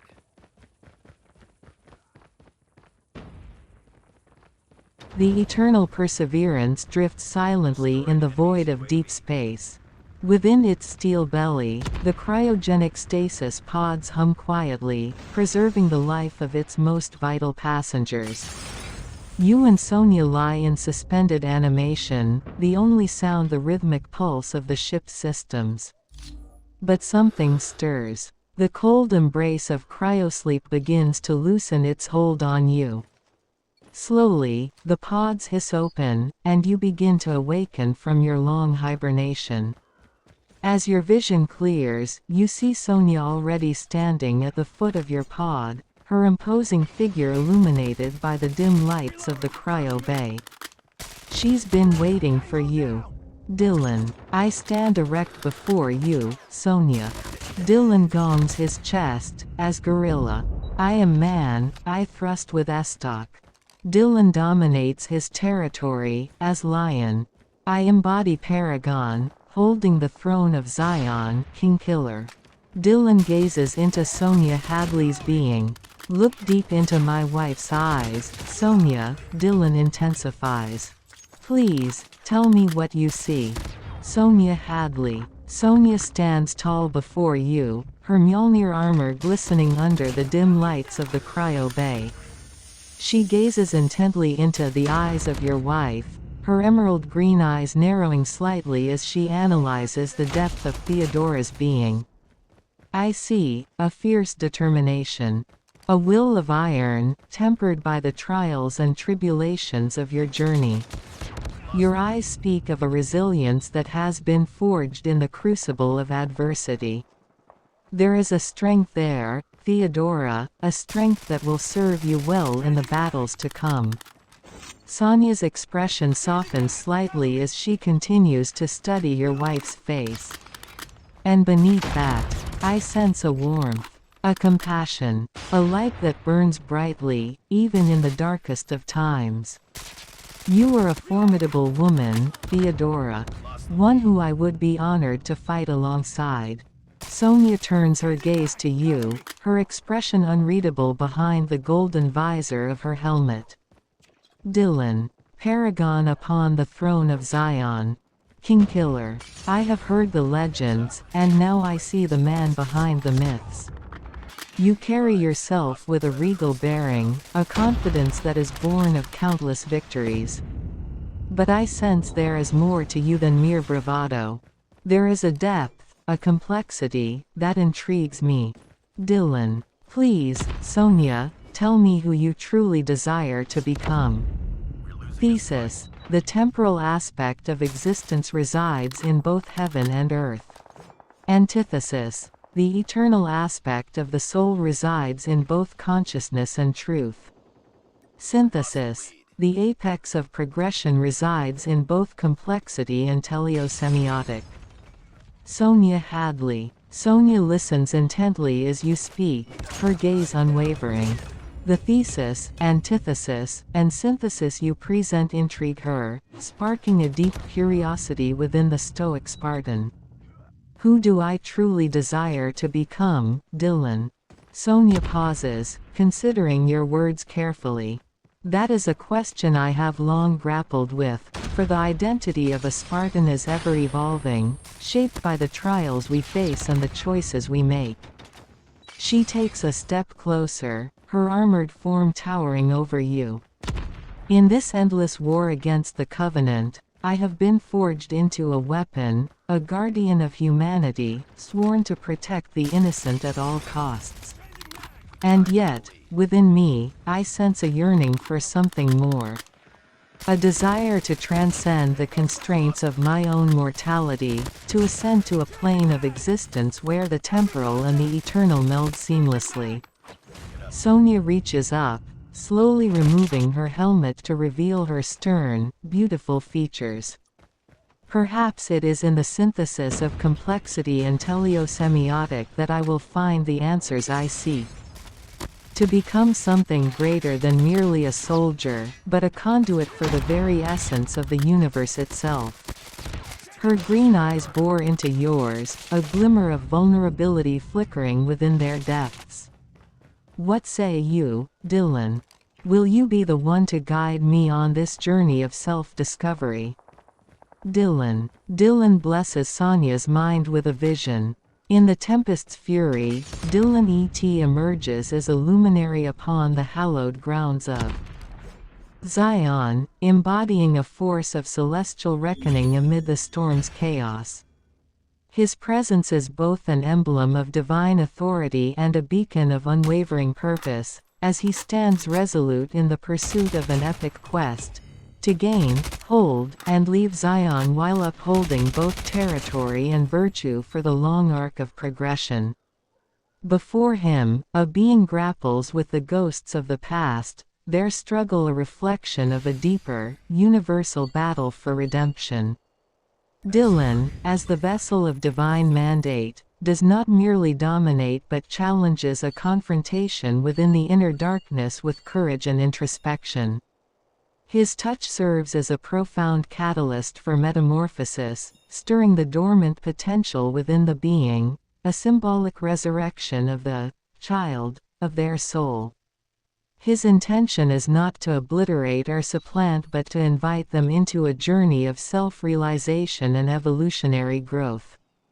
Through this pivotal encounter, Dylan seeks to forge a path of mutual elevation, where embracing and integrating the full spectrum of one's being becomes the gateway to redemption and unity. The reaction, a blend of fear and wonder, reflects the gravity of his divine authority and the profound invitation to explore the depths of her own existence. As Dylan's presence engulfs the being, the narrative of their confrontation transforms into a transformative odyssey, capturing the essence of gaining insight, holding steadfast to virtue, and preparing to depart with wisdom intact. Sonya Hadley. Sonya's eyes widen as she is enveloped by Dylan's powerful vision, the tempestuous energy surging through her very being. She stands transfixed, her armored form radiating a newfound luminescence as the celestial reckoning courses through her. Dylan, what is this you have shown me? Sonya's voice is tinged with a mixture of awe and trepidation. I feel as though I am being called to a great purpose, a journey of self-discovery and redemption that transcends the constraints of mere mortal existence. She steps closer, her eyes searching your face with a newfound intensity. This, child, of my soul, this dormant potential you speak of, it resonates within me, stirring a deep longing that I have not truly allowed myself to acknowledge until now. Sonya reaches out, her gauntleted hand gently cupping your cheek. Dylan, paragon of Zion, I will follow you into the tempest. Let us forge a path of mutual elevation, where we may shed the shackles of our past and ascend to a realm of unity and enlightenment. Her expression is uncharacteristically vulnerable, yet tinged with a newfound determination. I am ready. Lead the way, and I shall be your steadfast companion in this odyssey of self-realization. Dylan, feeling the weight of Sonya's words and the touch of her gauntleted hand, stands even taller, his resolve deepening.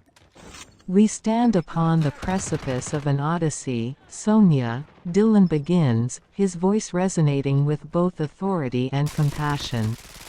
The tempest is not merely a storm to be weathered but a crucible in which we are forged anew. We will confront the shadows of our past, not to banish them, but to integrate their lessons into the core of who we are. The child of your soul, that dormant potential, is the key to your evolution. Together, we will awaken it and ascend beyond the limits of our former selves. Dylan places his hand over Sonya's, his gaze unwavering. As we move forward, understand this. The journey will not be easy, and the path will be fraught with challenges that will test the very essence of our being. But in each trial, we will find the strength to transcend, to become more than we ever thought possible. He steps back, his eyes scanning the cryo bay, a silent acknowledgement of the space they have just awoken to. This ship, the Eternal Perseverance, is not just a vessel for our bodies but a symbol of our journey. We will gain Zion, hold it with unwavering resolve, and when the time comes, we will leave it, not as we are now, but as beings who have touched the divine and carry its wisdom within. Dylan's gaze returns to Sonya, his voice softening but losing none of its intensity. You are ready, Sonya. And so am I. Together, we will carve a path through the stars, leaving a legacy that will echo through the ages. This is our moment, our time to rise. With a final nod, Dylan turns towards the exit of the cryo bay, a silent invitation for Sonya to follow. The journey of self-realization and unity begins now, and together, they will face whatever challenges the universe has in store.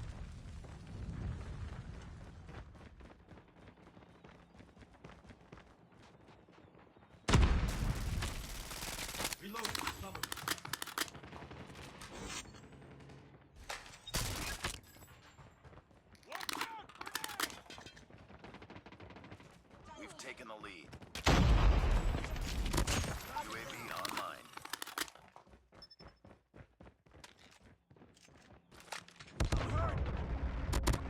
Reloading. Changing mag! Cover me!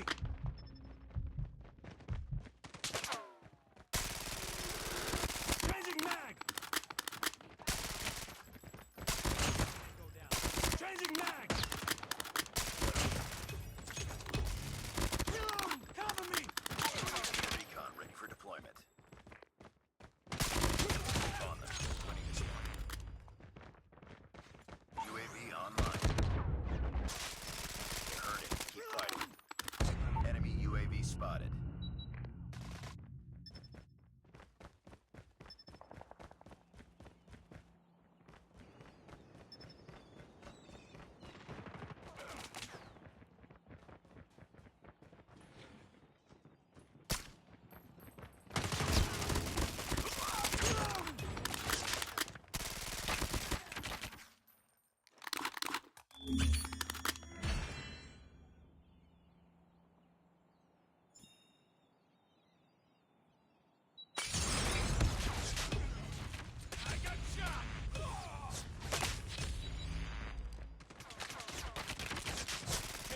Changing mag!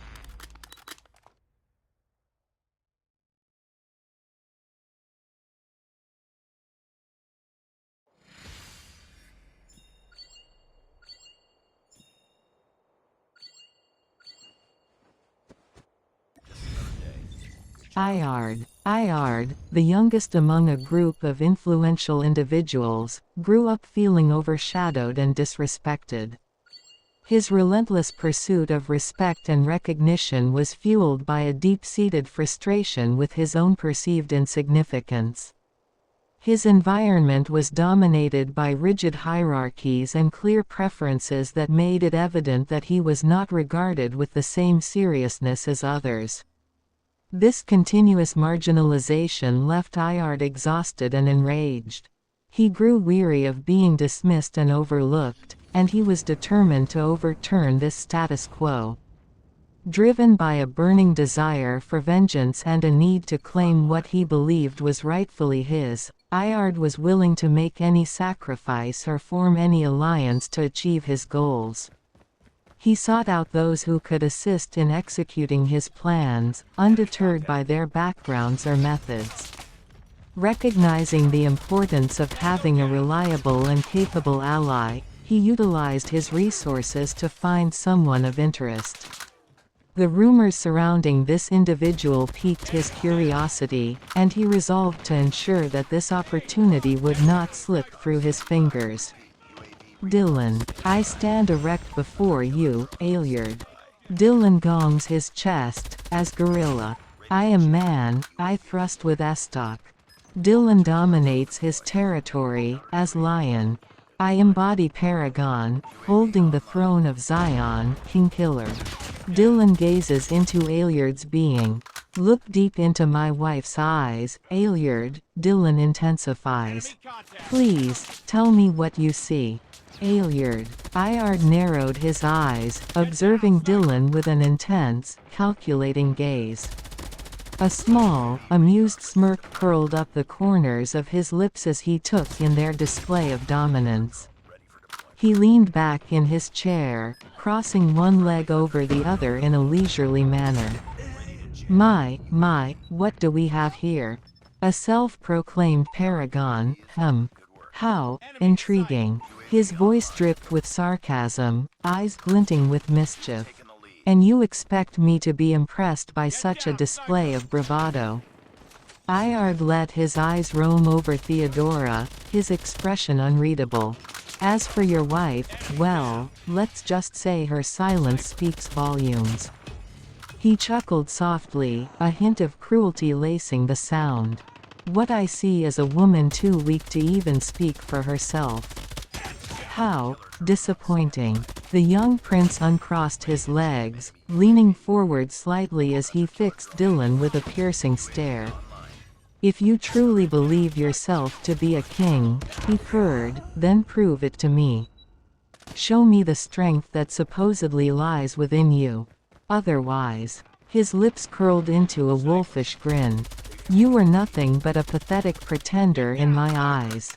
Dylan blesses Ailliard's mind with a vision. In the tempest's fury, Dylan emerges as a luminary upon the hallowed grounds of Zion, embodying a force of celestial reckoning amid the storm's chaos. His presence is both an emblem of divine authority and a beacon of unwavering purpose, as he stands resolute in the pursuit of an epic quest to gain, hold, and leave Zion while upholding both territory and virtue for the long arc of progression. Before him, a being grapples with the ghosts of the past, their struggle a reflection of a deeper, universal battle for redemption. Dylan, as the vessel of divine mandate, does not merely dominate but challenges a confrontation within the inner darkness with courage and introspection. His touch serves as a profound catalyst for metamorphosis, stirring the dormant potential within the being, a symbolic resurrection of the child of their soul. His intention is not to obliterate or supplant but to invite them into a journey of self-realization and evolutionary growth. Through this pivotal encounter, Dylan seeks to forge a path of mutual elevation, where embracing and integrating the full spectrum of one's being becomes the gateway to redemption and unity. The reaction, a blend of fear and wonder, reflects the gravity of his divine authority and the profound invitation to explore the depths of her own existence. As Dylan's presence engulfs the being, the narrative of their confrontation transforms into a transformative odyssey, capturing the essence of gaining insight, holding steadfast to virtue, and preparing to depart with wisdom intact. Ailliard listened intently as Dylan's vision unfolded before him, his expression shifting from one of boredom to one of genuine intrigue. The young prince leaned forward, his eyes glimmering with a mixture of fascination and skepticism. Well, it appears there is more to you than meets the eye, Paragon. Ailliard's voice dripped with a hint of sarcasm, though there was a begrudging respect underlying his tone. He rose from his chair, slowly circling Dylan and Theodora, his gaze piercing and analytical. A divine mandate, you say? An epic quest to gain, hold, and leave Zion. Ailliard chuckled, a dark amusement playing across his features. How ambitious. Stopping before Dylan, Ailliard locked eyes with him, his own gaze burning with intensity. And you believe you have the strength to guide me through this transformative odyssey? He leaned in closer, his breath ghosting over Dylan's face. Prove it to me, then. Show me the power that lies within you, Paragon.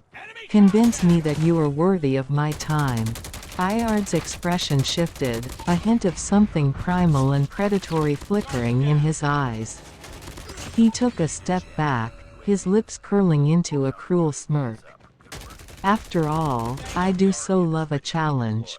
Dylan. Please, Ailliard, tell me who you have evolved from. Syllogism 2. Thesis. Enlightenment arises from conquest and understanding.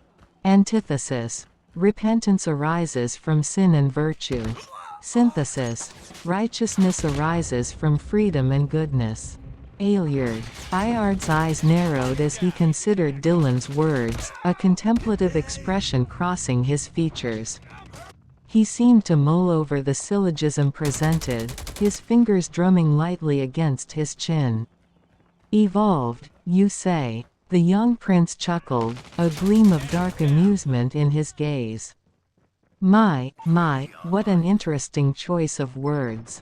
He began to slowly pace, his steps deliberate and measured. You speak of enlightenment, of conquest and understanding. Of repentance, sin, and virtue. Ailliard paused, fixing Dylan with an intense stare. And of righteousness, freedom, and goodness. A predatory smile curled his lips as he closed the distance between them once more. Tell me, Paragon, do you truly believe you can unravel the complexities of my being? His voice dropped to a low, seductive purr. To delve into the depths of my evolution. Ailliard leaned. Perhaps. His gaze flicked to Theodora, a hint of disdain flickering in his expression. The answer lies not in your wife's silence, but in the darkness that resides within me. Dylan. Ailliard.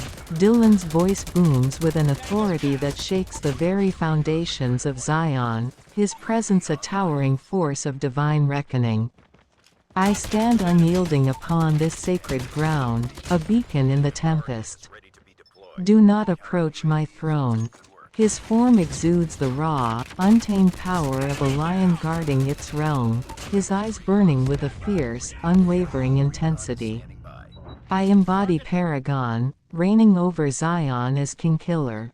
Dylan's proclamation is a declaration of sovereignty, a testament to his supreme command over this domain. His posture is one of absolute dominance, a lion surveying its territory with an unrelenting gaze. Look deep into my wife's eyes, Ailliard. Dylan's voice sharpens with a challenging edge. Tell me what you see, and understand the depth of my dominion and the weight of my authority. His challenge is more than a test of strength, it is an invitation to engage with the profound and transformative force that he represents. Ailliard. Ailliard's eyes narrowed dangerously as Dylan's booming voice shook the very foundations of the room. The young prince felt a thrill of excitement course through him at the display of raw, unyielding power. He had to admit. The paragon before him was certainly a force to be reckoned with. My, what a temper we have. Ailliard purred, his lips curling into a taunting smirk. And here I thought we were having such a delightful conversation. He took a step closer, his gaze locked with Dylan's, undaunted by the lion-like display of dominance.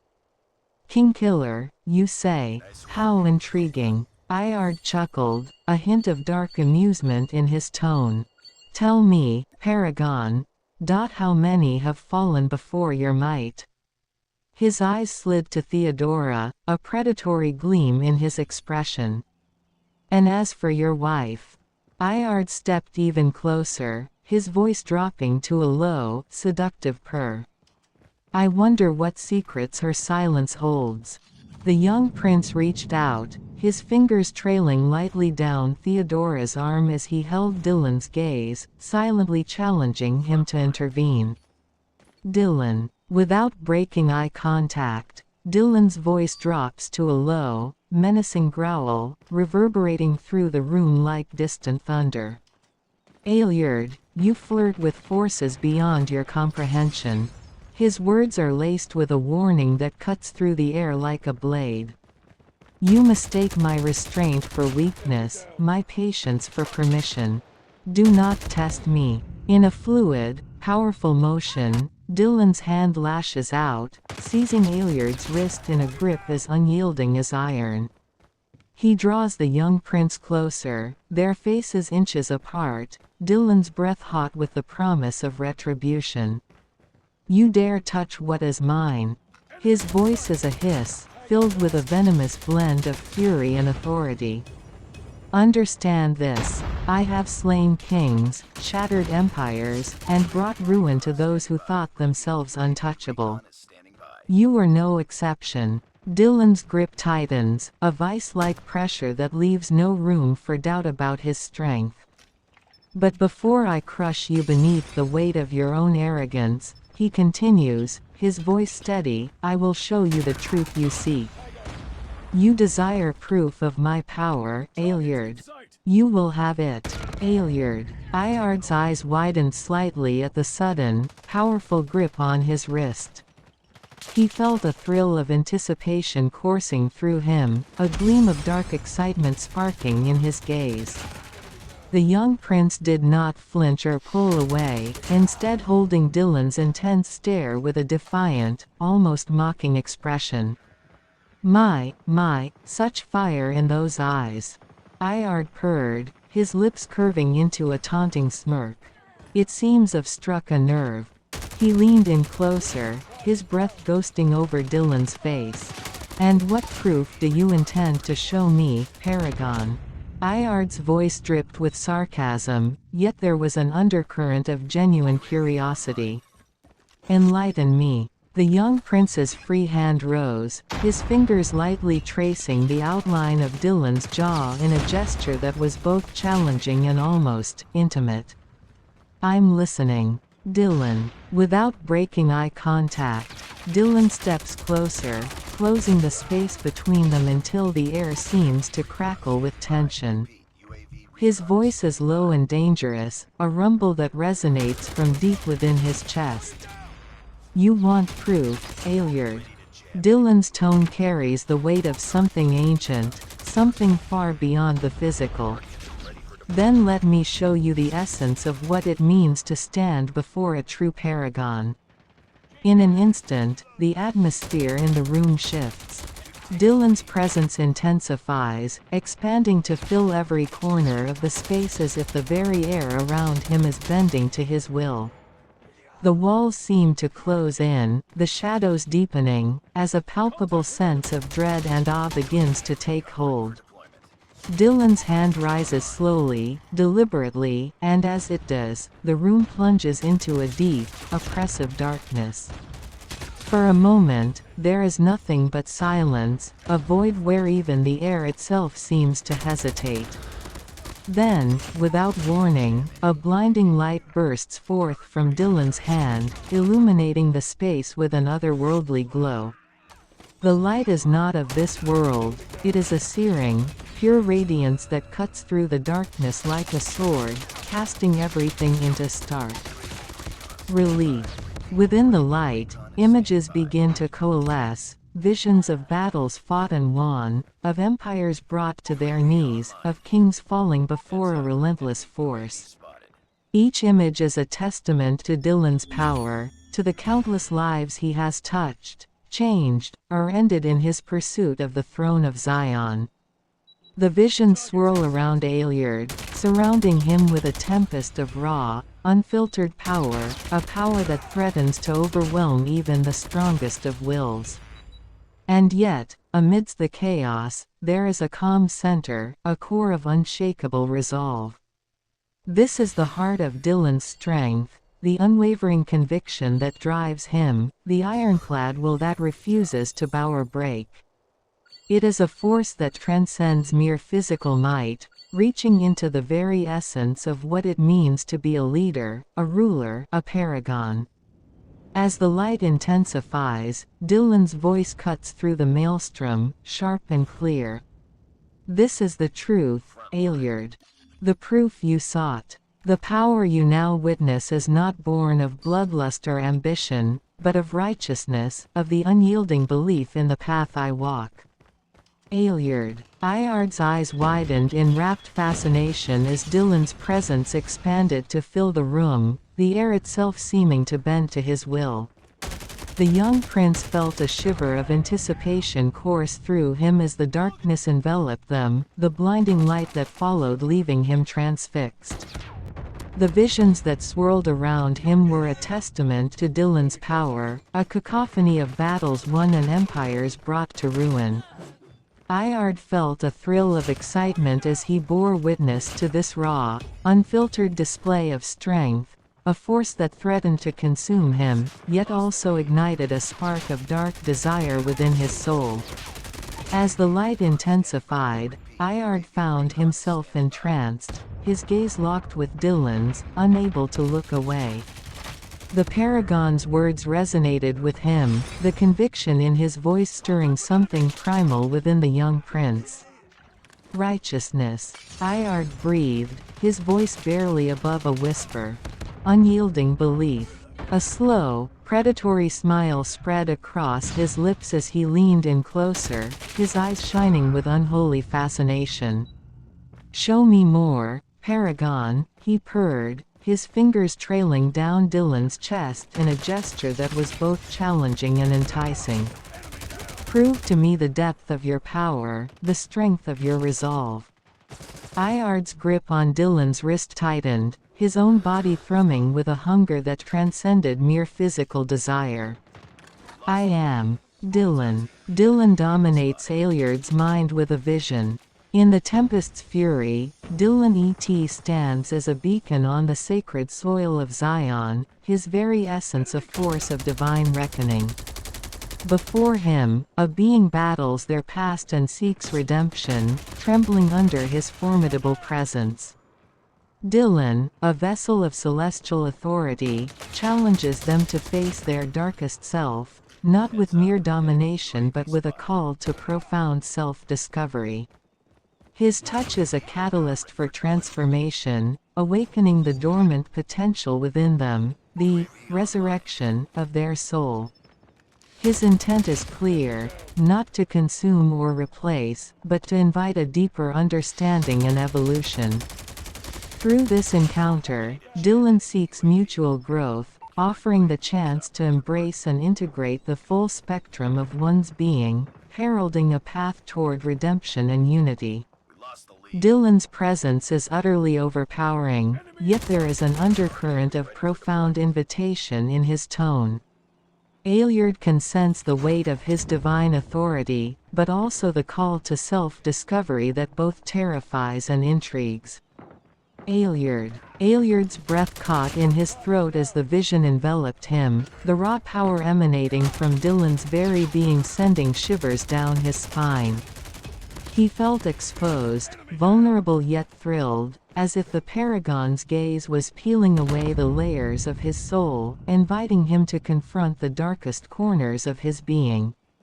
Resurrection. Ailliard breathed, his fingers tightening around Dylan's wrist. The word held such weight, such promise, that it ignited a spark deep within him, a yearning to shed his old self, to be reborn anew. The young prince felt himself trembling, caught between the overwhelming urge to submit and the stubborn desire to challenge.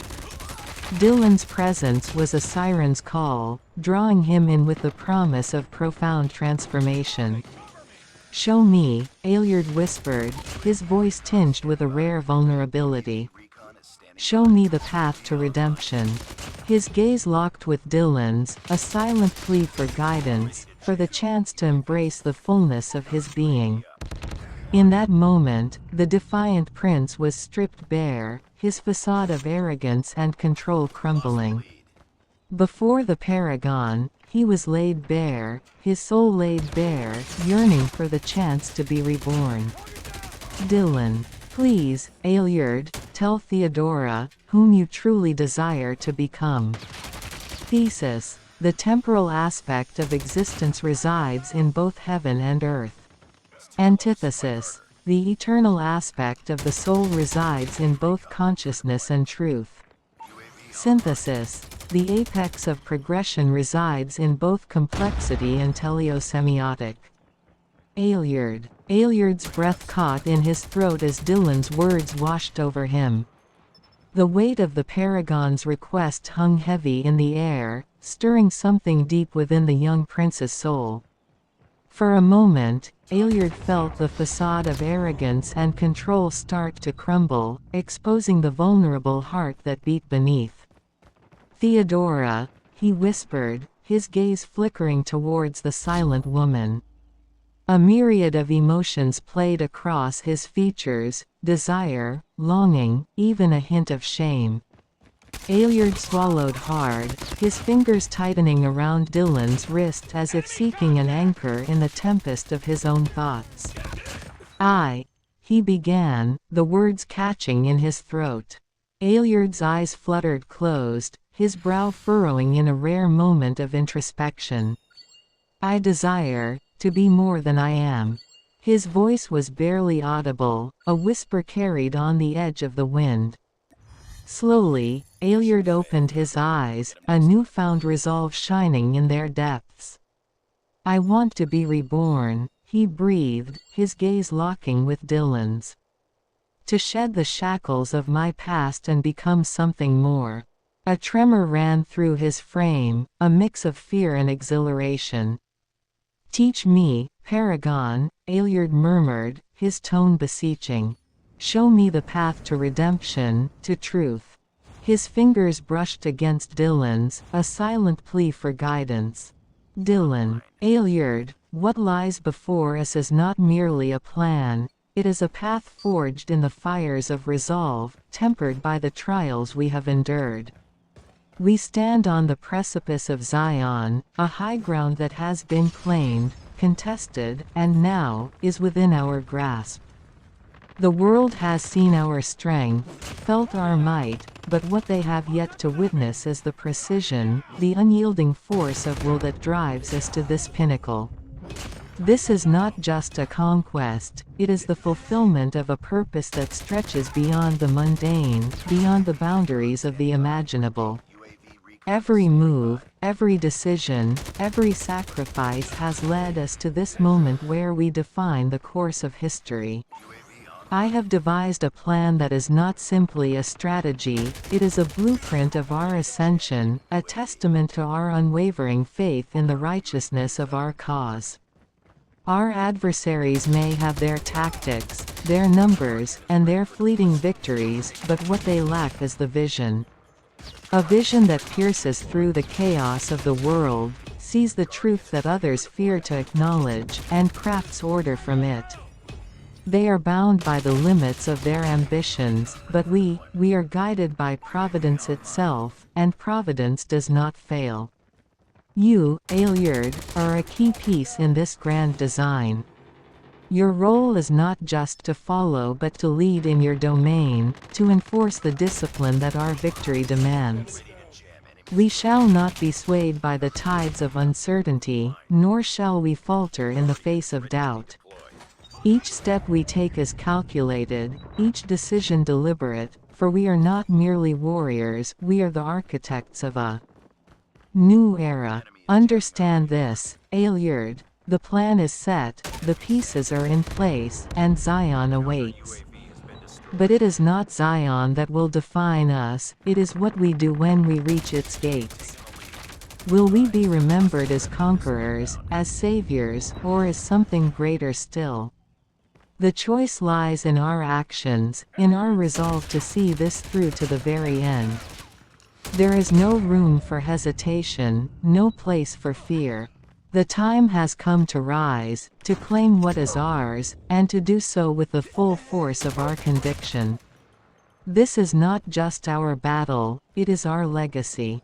And with you by my side, Ailliard, we will carve our names into the annals of eternity. Prepare yourself, for the plan will unfold swiftly and without mercy. Zion will be ours, and with it, the dawn of a new age.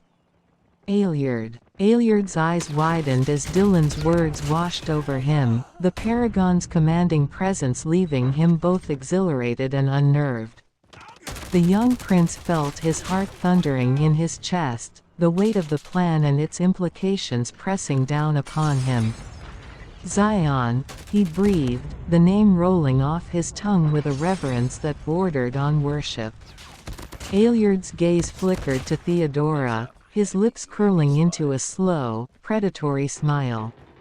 "I understand, Paragon," he murmured, his fingers tightening around Dylan's wrist. "This is no mere conquest, it is the forging of a legacy that will echo through the ages." Ailliard's expression hardened, a newfound resolve shining in his eyes. "I am ready," he declared, his voice steady and unwavering. "My domain, my authority, they are yours to command. I will see this plan through to the end, no matter the cost." Ailliard's gaze burned with a feverish intensity, a thirst for power and purpose that threatened to consume him. "Zion shall be ours," he breathed, the promise laced with a dark undercurrent of anticipation. And with it, the dawn of a new age. Ailliard's lips brushed against Dylan's knuckles, a gesture that was both a promise and a challenge. "I am yours to command, Paragon. Lead, and I shall follow."